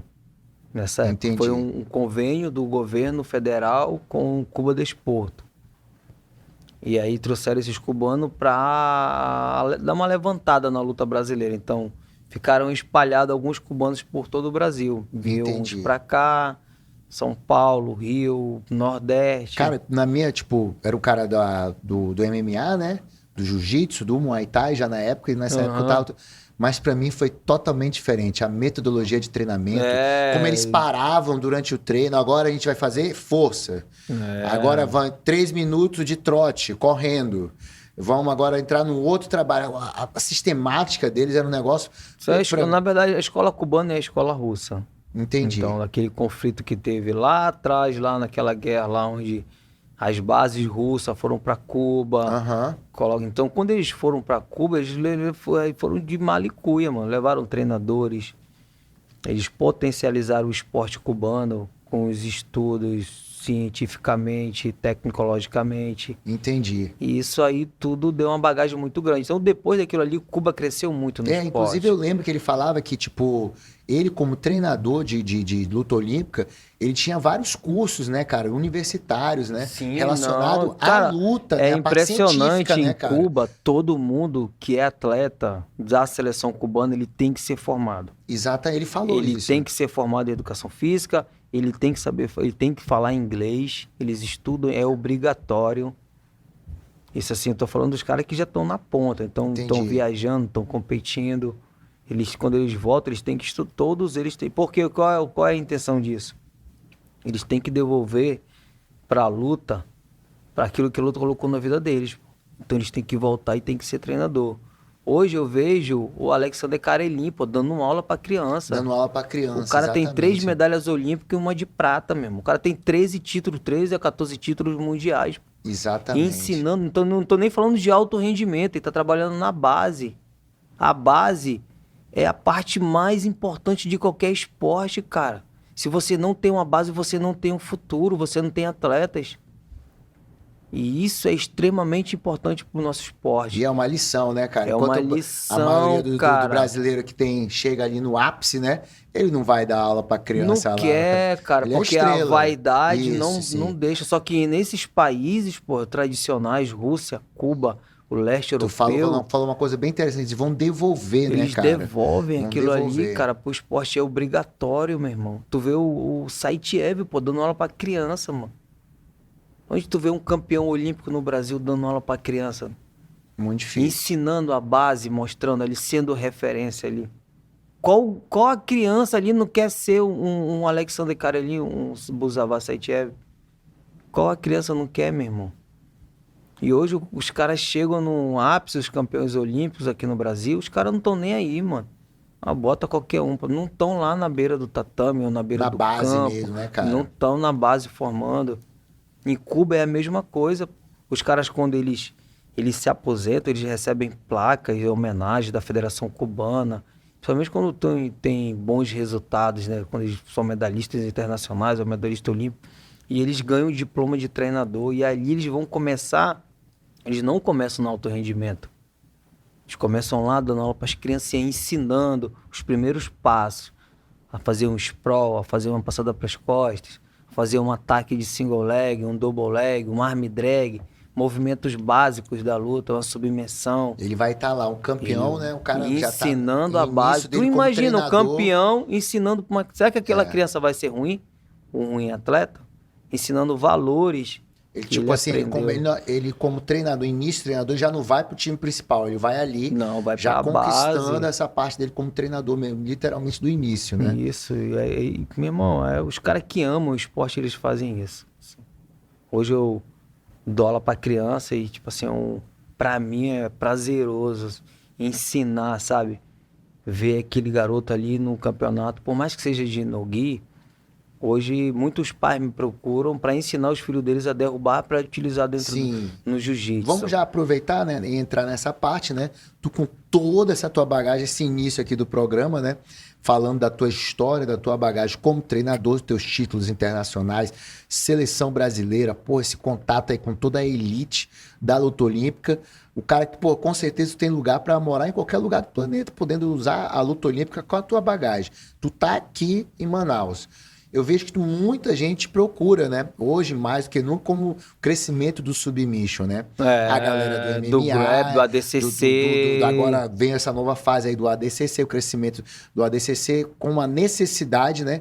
De saber derrubar até por causa Saber da regra. derrubar, saber da defender, regra, né? saber se comportar. Antes de tu falar, eu queria que tu falasse o seguinte, cara, uma coisa que me chama a atenção é que tu tem, de acordo com o teu conhecimento, né, com a tua bagagem, atletas de diferentes equipes te procuram, né? Sim, E sim, equipes, sim. inclusive, até que tem rivalidade entre si. E o Valdeci tá ali no meio, né? Tô ali. Às vezes entra um, faz uma postagem semana seguinte, faz outra postagem. Então, tu tem um cara que tem um Bem nível relacionado. bem relacionado em todos os meios ali. Como é que é isso, cara? Como é que é isso? Me explica Eu não aí. sei nem te explicar, cara. Só sei que É uma coisa natural é tua? muito natural. E todo mundo, graças a Deus, assim, cara, todo mundo que chega lá no estúdio, na minha casa, todo mundo se sente em casa. Então eu procuro fazer com que o estúdio seja uma extensão da casa do meu aluno. Entendi. Para que ele se entendi. sinta confortável ao máximo para ele poder voltar. E é isso. E hoje várias pessoas procuram para treinar. E eu tenho o maior prazer em ensinar, mostrar. Agora, tu não se incomoda um pouco, tipo, como é que eu posso dizer? Por exemplo, lá no Rio, eles não gostavam muito, né, que a galera do MMA fosse frequentar, treinar lá com a seleção. eu consegui mesmo através de um atleta que conhecia lá o treinador e liberou. Conhecia, na verdade, o Gabriel, que era o dono da Delfim, e liberou para eu treinar lá. Mas eles não gostavam. Os cubanos. Não, tanto os cubanos quanto os atletas porque não é da luta olímpica. Esse cara não é da luta olímpica. Ele é atleta do MMA. Isso também não te incomoda? É porque tipo, tu tá treinando hoje, tipo assim, a maioria, a galera do submission, a galera do MMA, e não uma galera um grupo da luta olímpica, como Fala Bela fez lá atrás? Não, porque são outros tempos, né? Então ali, Entendi. eu entendo a parte dos caras, porque o que acontece? Quando tu tá num treinamento de alto nível, num certo nível, que nem o jiu-jitsu ou no Muay Thai, tu imagina, pô, vamos trazer pro teu campo, pra tua área. Tu tá treinando pra um campeonato. Tá ali afiado, trocando. Eu não sei qual é a linguagem do Muay Thai, eu não sei. Quando a gente faz o drill do jiu-jitsu, como é que é no Muay Thai ali? Fazendo sparrezinho de leve? Faz a escola técnica, a gente chama. Fazendo a escola técnica ali do Muay Thai, porque tu quer lutar o campeonato brasileiro ou uma competição. Tu tá indo treinar, vai lutar no campeonato, digamos. E aí chega um cara que não é do Muay Thai, mas tá lá infiltrado lá. Como é que esse cara vai... Como é que tu vai treinar com esse cara? É complicado, né? Como é que foi uma boa analogia. Como é que tu vai desenvolver o teu treino com um cara que não sabe ali o que tá fazendo, só sabe derrubar malmente e aí não consegue desenvolver? Então vai acontecer o quê? Vai atrapalhar? Eu vou atrapalhar o teu treino. Cara, é isso mesmo, Maurício. Tu falaste tudo agora. Vou atrapalhar o teu treino. Acontecia várias vezes no treino, o cara fala assim, isso aqui não pode, mano. Não pode fazer isso. Não é assim que derruba, não é assim que defende. Ou então quando o cara falava assim... A luta ela não se desenvolve. É verdade, é verdade. Ou o cara vai te machucar, ou tu vai machucar o cara. Mas é mais fácil o cara te jogar de cabeça. Não, é que acontecia bastante, cara. Me jogava de cabeça, até os mais leves, assim, era um outro nível, realmente.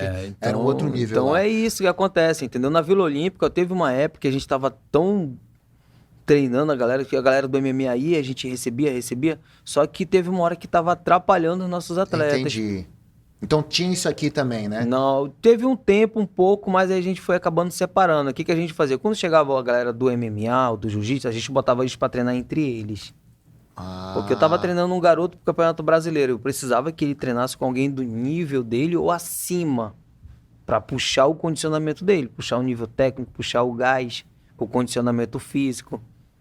Então a gente precisava que ele treinasse com o garoto do nível pra gente estar corrigindo as falhas, os detalhes, fechando as brechas. E aí se eu botasse ele pra treinar com um cara do jiu-jitsu ali, que só queria aprender o básico pra derrubar e pra defender, ia atrapalhar o treino desse atleta que tá competindo de alto nível. Então é isso que acontece.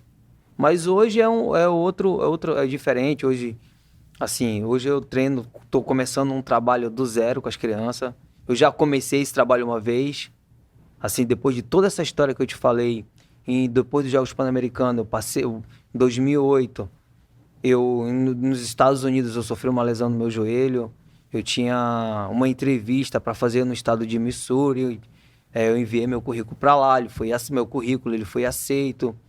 Então eu ia estudar numa universidade americana, eu ia competir por uma universidade americana. Entendi. Só que eu rompi o ligamento do meu joelho, eu tive que voltar para o Brasil. Aí eu operei em 2008, fiquei um ano parado. Em 2009, quando eu tentei voltar, eu rompi o outro lado também, treinando com a Alain. Rompi o meu joelho, o ligamento de novo, LCA, e mais um ano parado. E aí tempo que eu fiquei parado, esses 2 anos, a luta foi dando uma esfriada aqui. Aí o Elton foi trabalhar, foi fazer as coisas dele, o Alan também, o Ednei também. E aí o Falabella na correria, que estava montando uma empresa para ele, também não tinha tempo. E aí eu tive que voltar a dar aula, mano. Comecei do zero.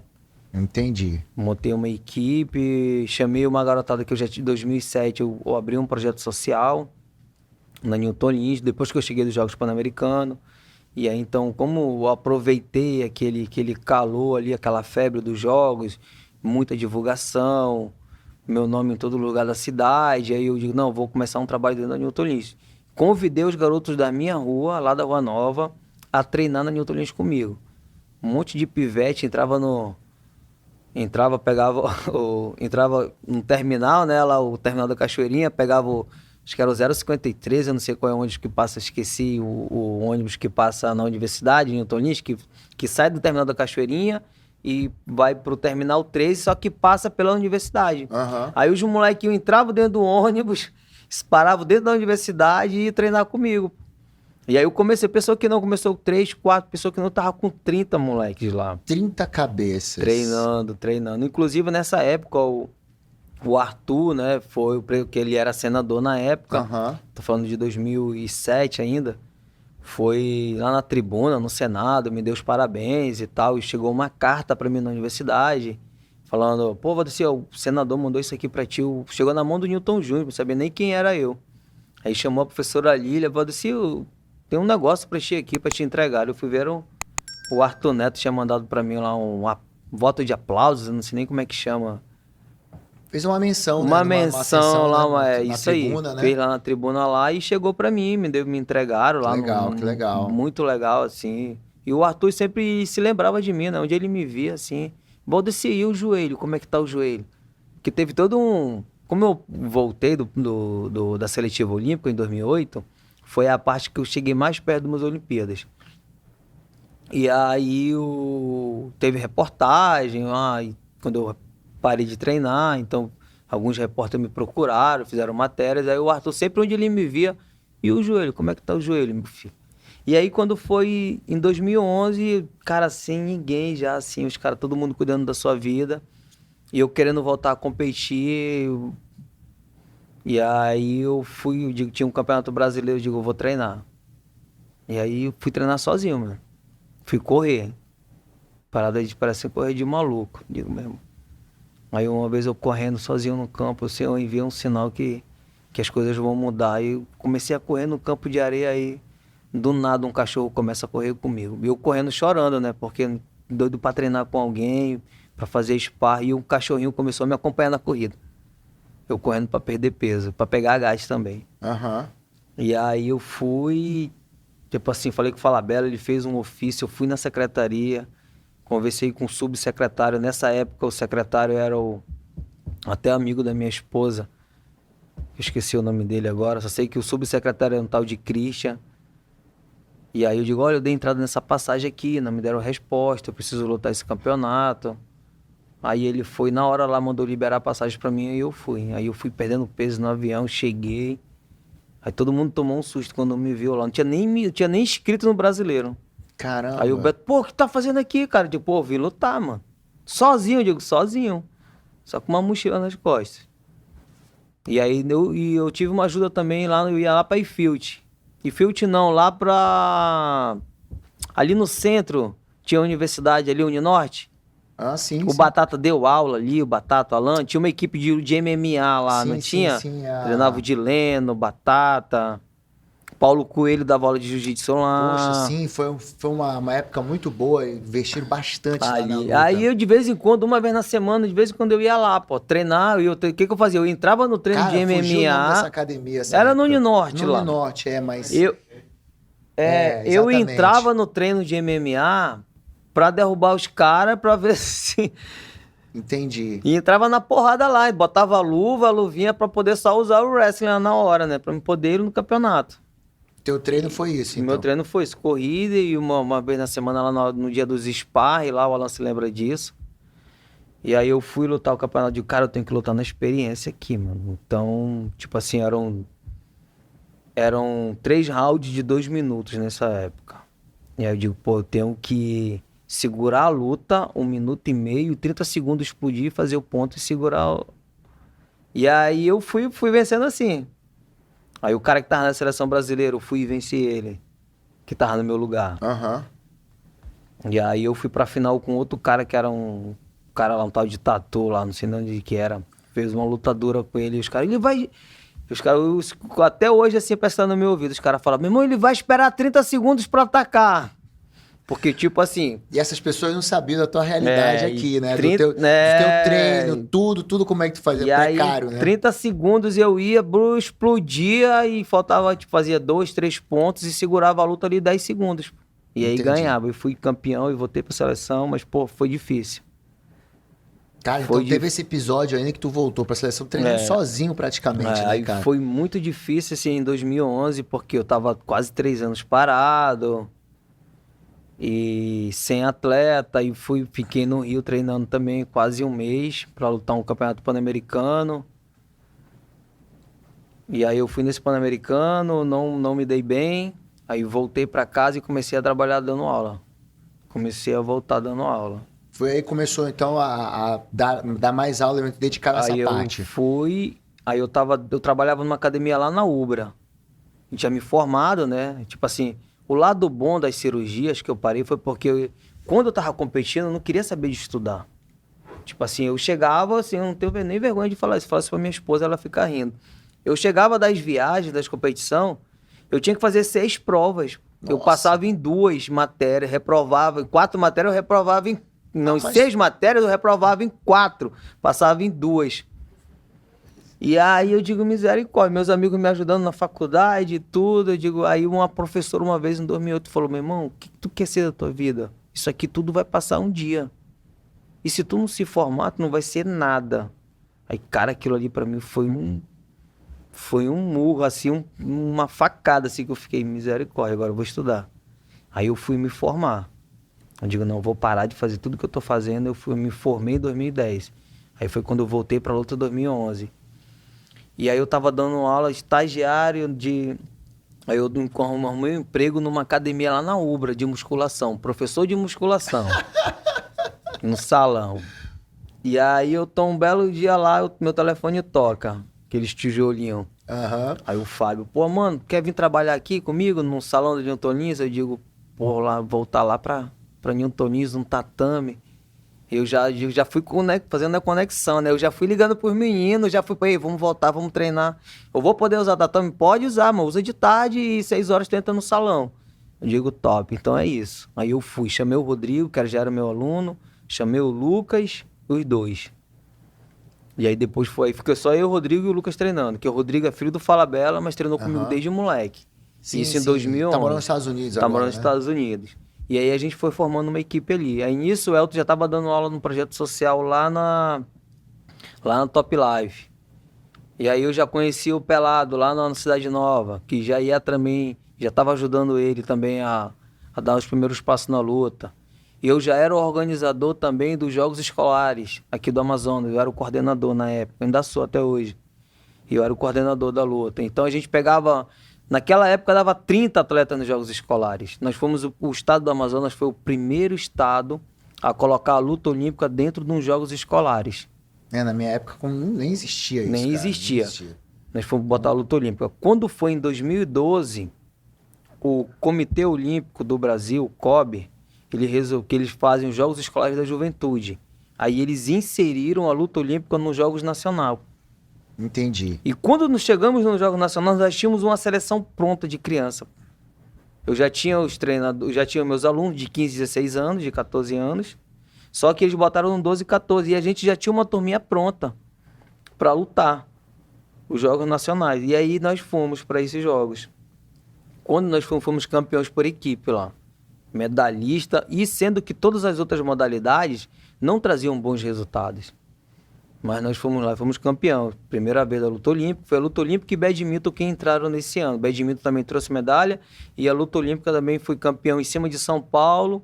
E aí teve uma troca de secretário na CEGEL. E aí foi quando a nova secretária lá chamou, perguntou se a gente queria fazer parte da equipe. Não, que precisava, que era amiga do seu Pedro e tal. Queria a luta olímpica dentro da vila. Aí eu dei as condições. Não, a gente quer vir para cá, mas a gente precisa de uma estrutura. Eu preciso que os atletas morem na vila. Nessa época tinha alimentação, né? Eu preciso que esses atletas morem na vila e tenham alimentação, fisioterapia. Então tinha uma equipe multidisciplinar. E aí eu peguei os meus atletas que treinavam comigo na Newton Lins, me contrataram como treinador da seleção. Contratado. Eu fui contratado como treinador. Pô, que legal, hein, cara? E aí eu tava com uma gurizada internada dentro da Vila Olímpica. Eu digo, agora a gente vai pra cima. E aí onde tinha um projeto de luta, eu digo, não, tu vai morar na vila. Tu quer? Quantas vagas tinham pra morar? A gente tinha quantas que a gente quisesse, mano. A gente botou pra morar na vila uns 10 moleques. Entendi. Que queria, não, vocês vão morar aqui. Aí, E aí fala um pouco mais sobre isso aí. Qual era a rotina disso aí, da galera que mora na vila? Aí, tipo, acorda... treino 7 horas da manhã, corrida. Tinha que correr 30, 40 minutos. Aham. Treino Aí de 9h30 às 11h. Aí musculação à tarde e tapete também no finalzinho da tarde. Tudo dentro da 2 Vila. dias na semana musculação. Não, segunda, quarta e sexta musculação. E terça e quinta tapete. De tarde. Tapete é a luta. É, tapete é a luta. Isso quando a gente tá fazendo o preparatório, né? Que é o treinamento de base. Você tem que malhar 3 dias na semana. Quando tu tá chegando na fase de competição, a gente tira a musculação e só tapete. Entendi. E treino de potência, Então, velocidade e potência. Essa garotada lá, essa época que tu ficou na Vila Olímpica, teve essa... Aí a esse gente. diferencial, Aí em 2012, final do ano, eu participei. Eu já tinha conhecido o Dagoberto em Cuba. Que aí eu fui da seleção brasileira em 2011. Eu fui. Teve camp em Cuba também. Eu fui para Cuba 2011, 2012 e 2013. Treinar em Cuba. Foi quando eu conheci o Dagoberto em Cuba. Entendi. Aí quando foi no. Aí ia ter um curso do COB, em 2012. Eles faziam os jogos escolares. Final do ano eles levavam só os treinadores. Ficavam uma semana internado, participando de um curso com um treinador internacional. Eu já tinha conhecido o Dagoberto em Cuba. Lá em Cuba. Ele era treinador da seleção do Panamá. E aí contrataram ele para ser o treinador que ia dar esse curso para os professores de educação física do Brasil, que participavam desse ano de 2012. E aí eu fui, professor, o senhor aqui, eu não sabia que era o senhor, e aí eu fiz uma amizade com ele. E aí eu perguntei, quanto é que o senhor cobra para o senhor ficar um mês lá em Manaus? E aí ele falou, $1.000, não sei o quê, se eu lhe pagar, então tá bom, eu voltei para Manaus. Eu fui e sentei com a secretária Alessandra, que ela era na época a secretária. Eu falei, olha, eu tipo assim, eu reconhecendo as minhas limitações como treinador. Então ainda era atleta e estava como treinador. Sim. E eu falei, olha, eu como treinador eu consigo chegar até aqui. Assim, mas pra gente avançar, eu como treinador eu consigo fazer os nossos atletas serem campeões brasileiros, mas eu não quero só isso. Eu quero eles medalhistas internacionais. Mas pra gente avançar a gente precisa de um técnico. Aí eu conheci um cara assim, numa das minhas viagens, um intercâmbio que eu fiz em Cuba. E ele topou em ficar um mês aqui. Ela, vamos trazer ele. Eu digo, beleza. E isso eu tava treinando também pra viajar e tal. E aí, nessa transição de trazer ele, eu conversando com o Anderson foi, arrumou tudo, trouxemos o cara. Quando ele veio pra Manaus, eu tava viajando, não tava em Manaus, tava competindo fora. Acho que eu fui pra um outro camp, algum pan-americano, não sei. Sei que eu tava quase um mês ou 45 dias fora de Manaus. E aí o Dagoberto veio e quando ele veio pra cá, a gente alavancou, mano. Assim, a gente tinha uma equipe 15-17, 18-20 e uma equipe sênior forte. E aí todos os planos que eu fiz na época, eu falei, esse é a garotada que é 15-17, isso eu tô falando de 2013.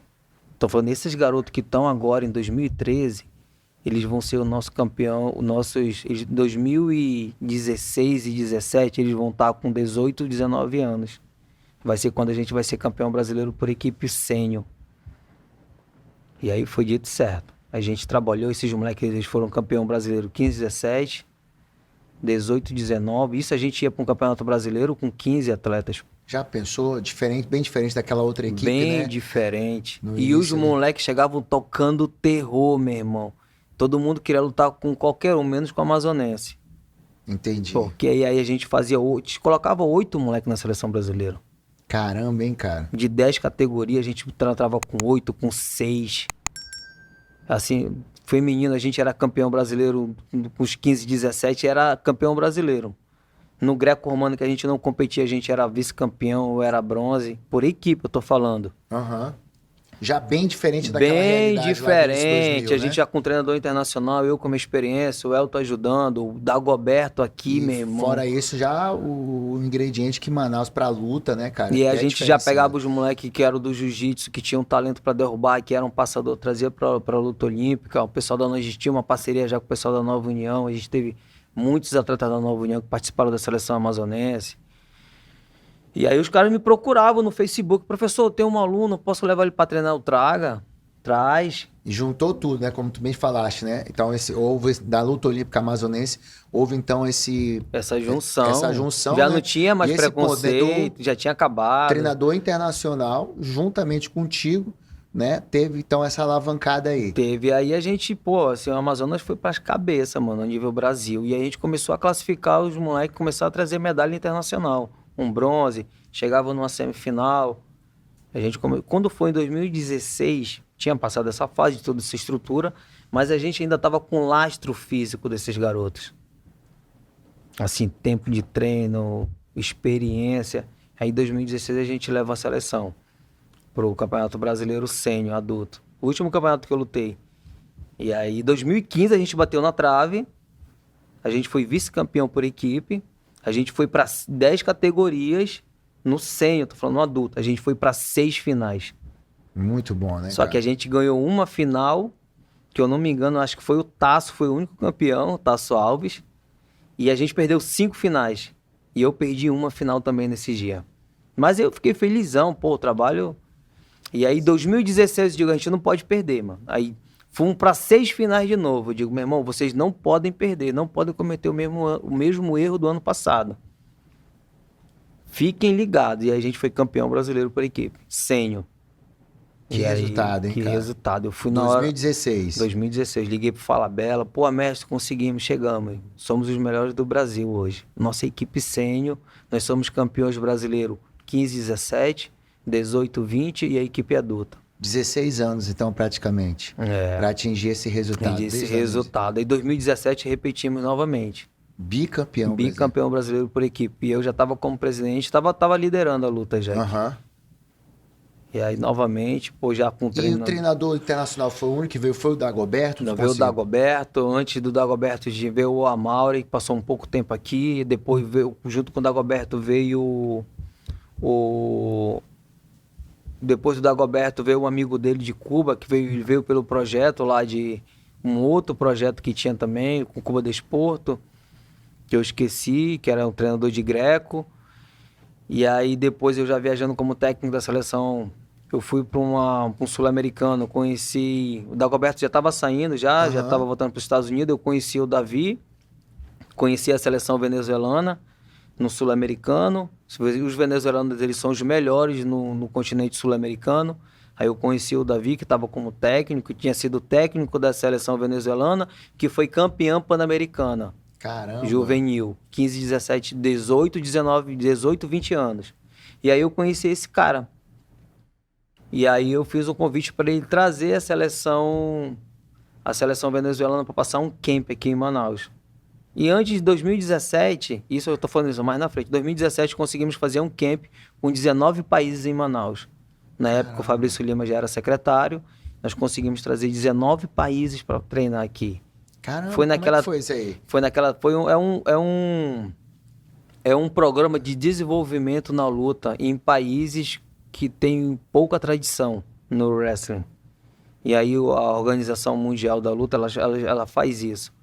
E aí eles pagam as passagens de todo mundo, todos os atletas. Quanto tempo eles ficaram todos aqui? Os treinadores ficaram 10 dias aqui. Imagina, hein, cara, o nível do negócio subiu, hein? Aí a gente... Aí depois desse... Isso foi em 2017 também. Veio esses caras pra cá treinar. 2017 veio a seleção venezuelana também, eu consegui trazer. Isso eu trouxe do meu próprio bolso, juntando... Eu já tava com a minha esposa, eu tava com a Gerlândia. E aí ela me ajudou também a bancar isso aí, esse sonho maluco. Trouxemos a seleção venezuelana para Manaus e fizemos um camp, trouxemos o vice-campeão olímpico da juventude para treinar aqui com os nossos atletas. O professor Davi também. Ficaram aqui, eu acho que quase 15, 20 dias treinando aqui com a gente. E aí desse resultado veio uma medalha, desse treino que teve aqui em Manaus, desses intercâmbios, veio uma... Eu já ia perguntar isso. Aí a gente classificou para a seleção brasileira em 2017. Os atletas que foram campeões brasileiros, eles lutaram o Pan-Americano. Então, e aí desse resultado aí, todo esse camp, esse investimento, veio uma medalha de prata, uma final pan-americana. Aí a gente conseguiu uma medalha de prata. Assim, depois de muito sol, muita correria, investimento, tempo. Por isso que eu falo assim que os nossos políticos, eles não gostam de pessoas, não gostam de investir em pessoas. Porque quando tu investe no ser humano, ele leva um tempo para devolver. o investimento. Sim. É Não que é nem- aquela coisa imediata, né? Não é aquele negócio que tu vai Tu construir teve que trazer e o assim, resultado vai vir. teu próprio bolso, né? Os treinadores da Venezuela. E aí o Davi gostou de Manaus, e nisso já tinha dois. Aí o Davi veio, ficou em Manaus e voltou para Venezuela. Eu consegui mandar eles foram, voltaram. E aí depois ele me ligou. Tava ruim a Venezuela e tal, queria vir para Manaus. Eu digo, vem que a gente dá um jeito aqui. Aí ele veio, ficou treinando, ficou nos ajudando aqui com a seleção. Aí tivemos um ótimo resultado também com os nossos. Aí nessa época eu já estava abrindo porta na universidade. Os nossos atletas já estavam fazendo o mesmo percurso que eu fiz. Aham. Treinando, viajando e sentando no banco da universidade. Então sempre procurei estar devolvendo para a luta aquilo que a luta colocou na minha vida. Que legal, cara. E, pô, já colocando o teu nome, literalmente, tinha colocado como atleta, né? E dessa vez, como tu falaste aí, já colocando também como treinador, Como né? treinador, como Já uma gestor, influência sempre tive muito essa forte, né? preocupação Dentro em da ver luta esses olímpica. caras, por mais que alguns não reconheçam aquilo outro, mas isso para mim pouco me importa. O importa é aquilo que eu sei que eu tô fazendo. Sim. Que um dia aquele lá de cima vai olhar e digo, hoje é o dia de tocar na tua cabeça aí, velho. Eu acho que já tocou, né, cara? É, Já mas vem, tem que tocar, já vem tocando aí há um tempo, né, muito, cara? muito. Só ver teu início aí, como tu falaste, né? O que tu Não, que é conquistaste. um isso, negócio, cara. assim, Hoje as minhas muito filhas, assim, surpreendente. criou as minhas filhas, agradeço a Deus pela mulher que ele me deu, pela minha esposa, companheira, parceira, sonha junto comigo, eu sonho os sonhos dela também, e Que aí legal, a gente que vai. legal. Vamos falar um pouco do estúdio? Bora, vamos Falar falar. do estúdio. Como é que foi o estúdio, cara? Tu sempre teve essa vontade? Tipo, eu acho muito legal porque é literalmente um estúdio onde tu pode dar uma atenção maior pro atleta, seja ele de quem for. O cara que te procura o Valdeci, né? Ele vai ter ali acesso a toda essa bagagem que tu falou aqui pra gente.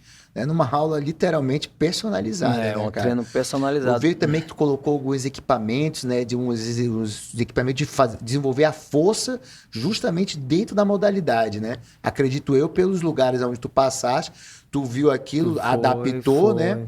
E tá colocando lá no teu estúdio. De onde veio essa ideia de ter um estúdio? Sempre tu teve ela? Como é que foi? Porque tu poderia dar aula, vamos dizer, numa academia, né? Agora não. Tu Personal. Tá nessa pegada do personal. É como tu falou, né? Eu poderia estar dentro de uma academia dando aula, mas não naquilo que é meu. Então, o estúdio veio de uma forma para preencher um vazio. Que a gente acaba sofrendo algumas decepções na vida, e aí eu falei pro amor, olhei pra garagem, assim, a gente tava uma situação meio que pra baixo, sabe? Aham. E aí eu olhei pra ela, falei, já querendo fazer algumas coisas, a gente já tinha investido numa loja de material de construção, pô, foi um aprendizado, não digo que foi um erro, digo que foi um aprendizado muito grande na minha vida. Com aquilo que eu não conhecia e, pô, ralei pra caramba. Um dia desse a gente... Cara, eu comprei uma pampa, meu irmão, pra fazer entrega de material, bicho. É ralar. Pense numa pampa velha, mano. Sim. E aí, quem era o entregador? Era eu, mano. Quem era o peão? O dono da loja era eu. Quem era o peão? Era eu. Entendi. Carregava, descarregava. Enchia saco de areia, mano.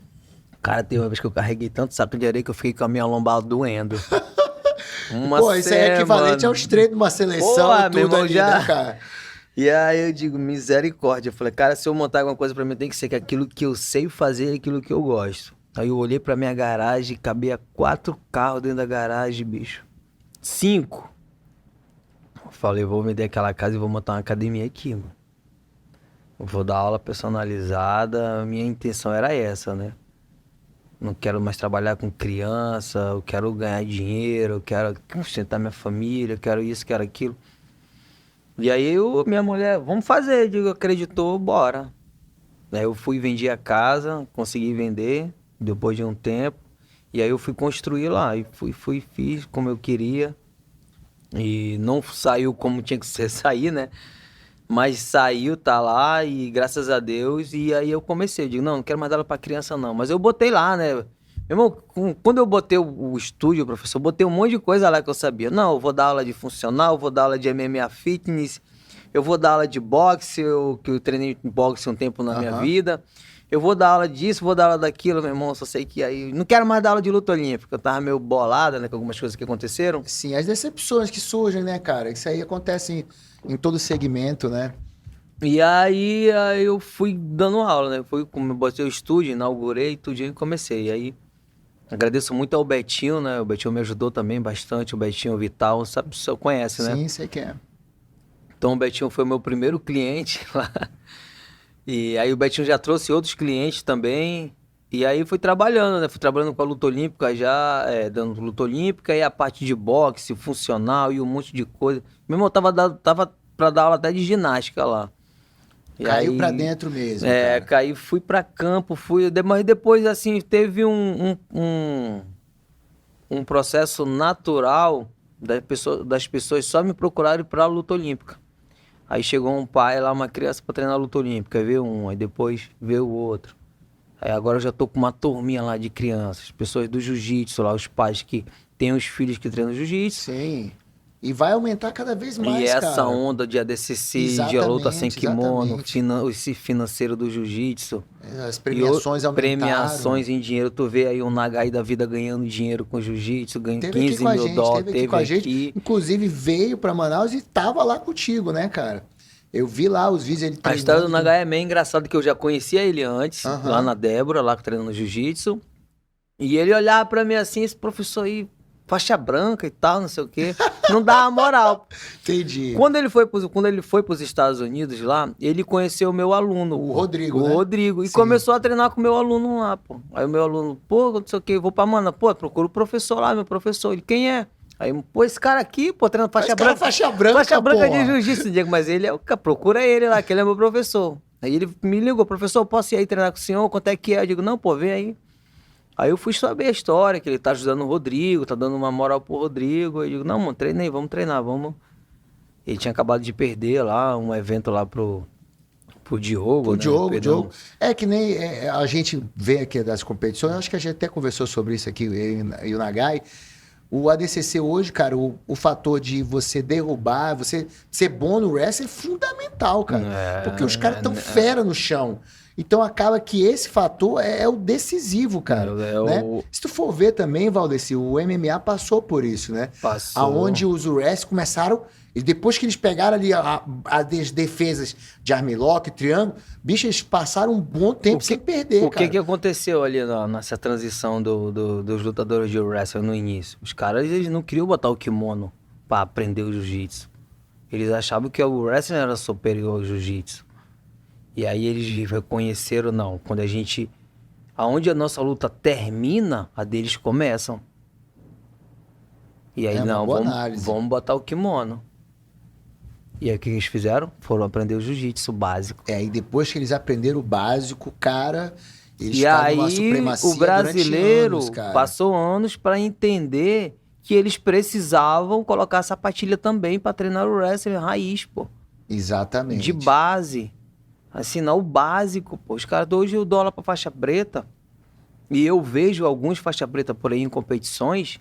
Eu vejo que os caras não sabem o básico, pô, de uma defesa de queda, de um bloqueio, faz um arm drag.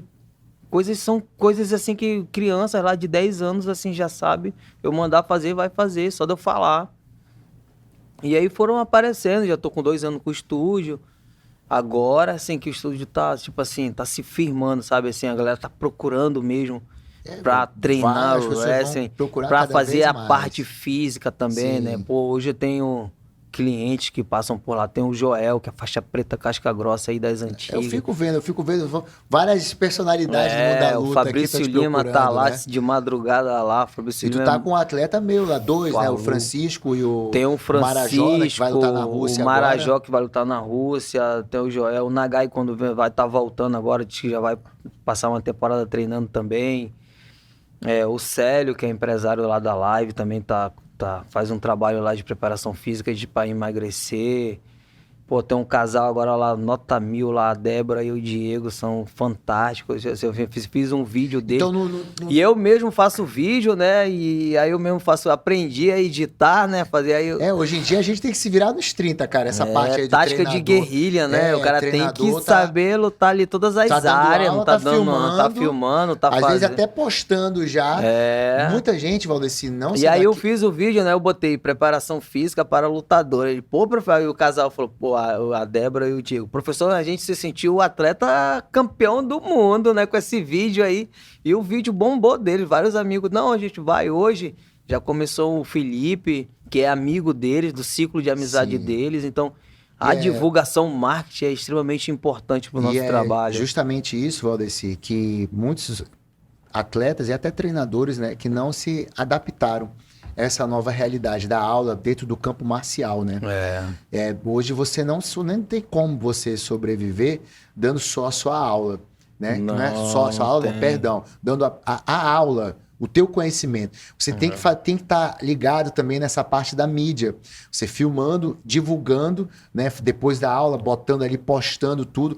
Essa é a nova realidade aí do mundo marcial. E hoje, né? assim, o MMA e o grappling também, e o crescimento, né, dessas modalidades, eles deram uma visibilidade muito grande pro wrestling.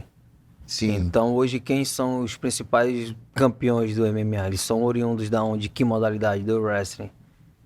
E a preparação física dos lutadores de wrestling da nossa modalidade é extremamente forte. Muito forte. E hoje tu pega qualquer preparador físico, eles vão estudar qual preparação física para ele adaptar para o atleta dele que faz MMA, que faz jiu-jitsu, que faz aquilo. Ele vai pegar a preparação física dos atletas de wrestling. E aí eu pego um pouco dessa minha experiência de campo, vivência, com treinadores internacionais, treinando com o professor búlgaro, com cubano, a escola americana. Vamos fazer só uma rápida análise, né? Até para constar aqui no nosso programa, a tua bagagem. Define aí a tua bagagem. Tu falaste agora aí, tu como treinador, quem foram os treinadores que já passaram? Búlgaro, cubano, russo, já teve russo? Não, Cuba eu digo escola russa, porque a escola cubana é a escola russa. Então, americanos, né? Sul-americanos. Mas assim, hoje eu digo mais por Cuba mesmo, né? Tipo Entendi. Assim, Cuba, que foi o Dagoberto ali, foi o cara que abriu a minha mente. Então hoje tu define o teu estilo como uma escola cubana? Mais uma escola cubana, assim. Desde a parte física. Entendi. Não posso deixar de botar nesse meio aí o Fala Bela, né, mano? Porque esse Não, aí claro, ele foi falado aqui no início. Esse aí foi a base. É a base. O Edson na luta livre lá, o Edson, assim, mas... Mais importante que, como tu falaste, devem definir isso no bom sentido, um maluco que fez outras pessoas acreditarem num sonho, né? A bater de frente com equipes que estavam lá sem recurso nenhum. Sem recurso nenhum, sem nada. Sem então nada, só a sem vontade dúvida. de acreditar. E aí o Dagoberto, quando o Dagoberto veio para Manaus, que eu colei nele de verdade, eu fui entender mesmo qual era o processo de treinamento. Assim, entender de macrociclo, mesociclo, onde é que eu tenho que puxar o freio da musculação, onde é que eu tenho que diminuir o peso, onde é que eu tenho que aumentar a intensidade das velocidades de técnica. Quando é que quando é que eu tenho que aumentar, que ele faça as técnicas o mais rápido possível. Eu não quero que ele faça perfeito, eu quero que ele use a velocidade dele, trabalhe a explosão dele. Uhum. Qual é o período de treinamento? Onde é que intercede isso? Isso é uma semana antes do campeonato? 2 semanas? 3? Onde é que eu tiro? Quando é que ele para de malhar? Quando é que ele para de correr? Então, isso tudo eu aprendi com o Dagoberto. Entendi. Essa parte, esses treinamentos específicos. Onde é que são os exercícios específicos da musculação adaptada para fazer um excelente ataque de perna? Qual é o momento que eu posso usar esse treino? Assim, nossa preparação física, o peso, ele tem que estar na beira do tatame mesmo. Entendi. A barra, os pesos, as anilhas, eles têm que estar ali. Então, a gente, tipo assim, faz um round de luta... 3 minutos, volta, faz 10 arranques de LPO e levantamento de peso. Aí tu volta, faz um round de luta, tu faz 10 agachamentos com peso. Tipo assim, a coisa disso na preparação. Isso que tem no teu estúdio, né? Os pesos estão ali do lado, estão ali do lado, que é pra gente ir trabalhando. Faz a técnica, faz o peso. E aí, tipo assim, como os atletas, eles não tem uma competição objetiva ali, uma competição alvo, tem as competições preparatórias e aquilo que a gente quer de verdade. Tipo um ano de Olimpíadas, então tem as competições classificatórias, mas todo aquilo ali é um treinamento para as Olimpíadas, todas essas competições. Ali é onde eu vou botar o meu ápice, eu vou botar toda a minha energia, chegar nas lá. Olimpíadas. E aí eu tenho que adaptar isso para o jiu-jitsu, porque hoje os meus maiores clientes, eles são do jiu-jitsu. Então eu tenho que estar sempre ali, puxo um pouco, aumento, freio, tipo terça-feira eu fiz um treino forte com um casal, aí hoje eu já trabalhei mais a parte técnica, mais velocidade, exercícios corporais, tirei um pouco o peso, mas também não deixei de puxar o condicionamento, o cardiovascular dele, fazendo com que a intensidade. Entendi. E aí a gente vai dosando, tipo o Marajó hoje. O Marajó a gente tirou um pouco os pesos, tá mais na parte técnica, porque já tá na fase de polimento, Sim. fase de perca de peso, já tá só na ajuste de técnica, ajuste de posição. E aí a gente vai usando essa experiência de vida, de bagagem, são 20 anos aí competindo, viajando, ganhando, perdendo, aprendendo com os erros, aprendendo com os erros dos outros, aprendendo principalmente com os nossos erros. Dificilmente a gente aprende com os erros dos outros. A gente só aprende quando a gente começa a errar, né? Que a gente vê, não, por aqui realmente aqui não deu certo, tenho que vir pra cá. Tipo a loja de material de construção, Tipo isso né? aí, né? Misericórdia, mano. Saiu do teu segmento, né? E, pô, aonde tu adquiriu toda essa bagagem, cara, principalmente a bagagem internacional, mas faz parte, hoje eu né? aprendo política com a minha mulher é política, hoje eu aprendo isso com ela, eu vejo ela falar e eu fico antenado no que ela fala, porque eu vejo que é a realidade, é a verdade. E aí eu vejo realmente que nossos políticos eles não gostam de pessoas e de investir no ser humano, porque quando você começa a investir no ser humano, você começa a ter um olhar mais sensível para as ações, para questão social, né? Social, né, cara? Pô, hoje nosso estado é um dos mais violentos desse país, cara. Hoje nós não temos saúde, hoje nós não temos uma educação de qualidade. E tudo isso vai refletir no futuro do nosso estado, pô. Sim. Tudo isso reflete nas urnas, porque cada eleição que passa, o que tu sente? Que o povo não sabe votar. Sim.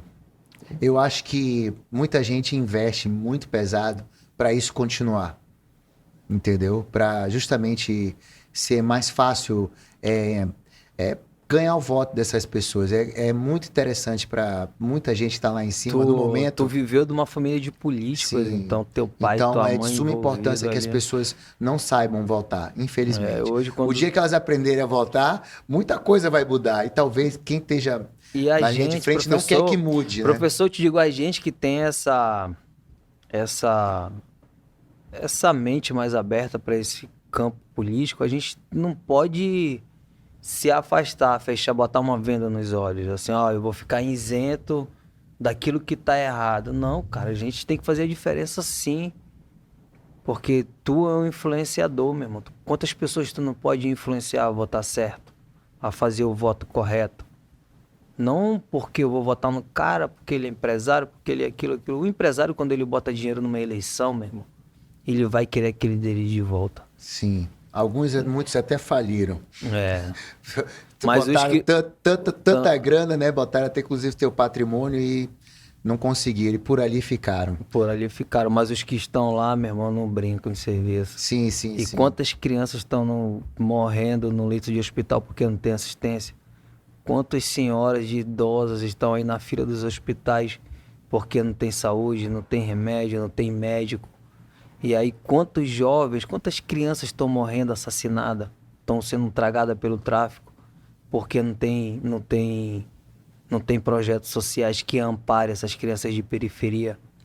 Assim como teve um doido na minha vida que falou, que me fez acreditar em algo, que hoje eu tô aqui falando disso pra ti. Quantos garotos de 17 anos não estão sendo decapitados nessa cidade porque não tiveram alguém lá na ponta, lá na beira da favela, na beira da comunidade, falando, tu pode vencer, meu irmão, através do futebol, tu pode vencer através do jiu-jitsu, através da luta livre, tu pode ser alguém na vida através disso aqui. Mas não, o que é mais fácil? Pega aqui vem pra cá que eu vou te dar 50, 100 reais e tu vai ficar olhando, ver se a polícia vem. Vai ser meu aviãozinho onde o aqui. estágio não chega, outros poderes paralelos ocupam, né? É assim que funciona o jogo. É isso aí. Infelizmente. E aí a gente vai sofrendo as Mas consequências com disso certeza aí né? tu já tá A minha lá filha atrás. foi assaltada dentro de um ônibus, cara. Por garotos, de 16, 17 anos. Nossa senhora. Já pensou? Então, imagina se pega um moleque, mata um moleque desse. Imagina se um pai, eu também pego um moleque desse. Ah, tu joga ele de cabeça, com Porra. certeza.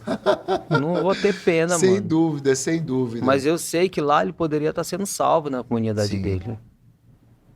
Mas é a nossa realidade, né, meu irmão? Tu vê o que tá acontecendo no Rio de Janeiro, cara? Os caras estão descendo no morro e estão roubando na tora mesmo. Sim. Sem pena, sem medo de morrer. Tipo assim, Desse jeito que tu falaste, eu realmente nunca tinha visto. E também de contrapartida, né, cara? Nunca tinha visto também um grupo, né, de jovens ali ficar tão revoltado com a situação que fazer o papel da polícia, né, cara? Sair pro tudo ou nada, não sei se você tá acompanhando isso, né? Acompanhando. Eles fizeram um time e foram pra cima. E aí já pegaram um garoto que depois o moleque deu uma entrevista que o moleque não é favelado, o moleque não era marginal. Mais do que natural, aí vai acontecer. Aí, tipo, a violência já era violência. Pegaram um cara que não tinha nada a ver, pô, meteram a porrada no cara. Sim, é um arrastão do outro lado. Entendeu? Um arrastão do outro lado, assim como tá tendo do E lado. aí, sabe o que eu fiquei imaginando? Tu imagina agora os caras do morro, imaginando esses caras querem o quê, meu irmão? Sim. Vamos descer armado? Sim. Aí pego esses caras, mano, aí rola uma chacina. Agora, Valdeci, só fazendo o link, né? Juntando de tudo isso que tu acabaste de falar, a gente tá falando de uma cidade que sediou um Pan-Americano, né, cara?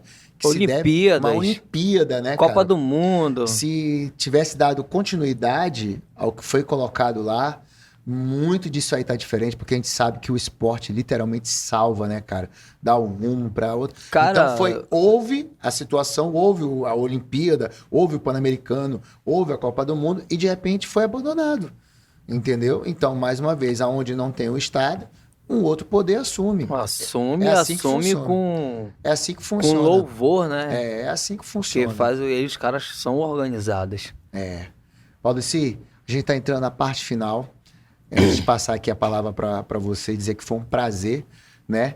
E no início do programa, eu acredito que eu não te apresentei de uma forma adequada, né? De acordo com a tua bagagem, né? De tudo que tu conquistaste na tua vida, mas acredito que agora no decorrer do programa as pessoas já entendem melhor quem é o Valdeci, né? Assim, olhando de fora como um cara que te acompanha na rede social. Eu acho que tá faltando tu colocar um pouco mais. Cara, todo mundo me cobra sair um pouco isso. dessa parte do... Não é que você tá querendo dizer que você é o cara, não, mas apenas informar melhor as pessoas que já estão contigo. Que vão ver esse programa de hoje e falar, caraca, o Valdeci tem isso tudo.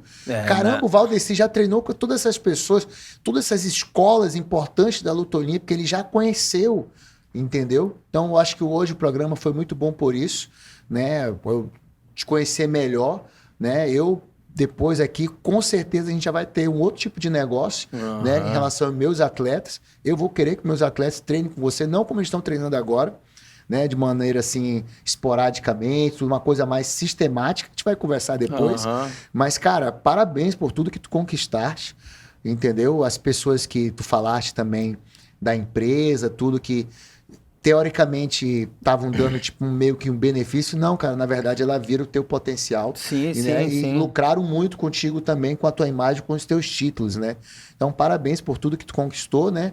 A luta olímpica, acho que seria completamente diferente se não fosse um cara como o Valdeci, né? Eu sei que o Falabella teve sua parcela, todos mundo, mas, cara, os teus resultados, né, foram fantásticos, principalmente na época que tu não tinha um recurso. Ter resultado com recurso é uma coisa. Sem recurso, meu irmão, é na raça mesmo. É na vontade mesmo. Né? Então, parabéns também pelo teu recomeço depois das tuas lesões, né? Que eu não sabia. Pegar uma seleção brasileira, depois de estar parado, ganhar uma seletiva na experiência e estar lá, né? Chegar no hotel lá, como tu falou, Beto Leitão, falar, pô, o que tá fazendo aqui? Pô, vim lutar. Sozinho, meu irmão. Vim aqui e conquistei. Entendeu? Então, cara, parabéns por tudo que tu conquistasse aí. E é isso, parabéns pela família que tu construiu, pela esposa, da tua esposa, né? Perdão, esqueci o nome dela. Gislândia, que tá nessa busca também aí, né? Na parte política, para fazer a diferença também na política. Então, tu tá atuando já em duas frentes, né, cara? Também para mudar tudo aí, cara. Então, foi muito legal essa tua passagem aqui. Espero que o nosso público tenha gostado também, de conhecer um pouco mais da história da luta olímpica amazonense, né? Passa a palavra aqui para você. Eu só tenho a agradecer, né, cara? Agradecer a minha mãe também, que a minha mãe fez o primeiro investimento na minha vida, ela que pagou a academia. Eu me lembro como se fosse hoje, pagou R$ 30 para me treinar. Era a mensagem da academia.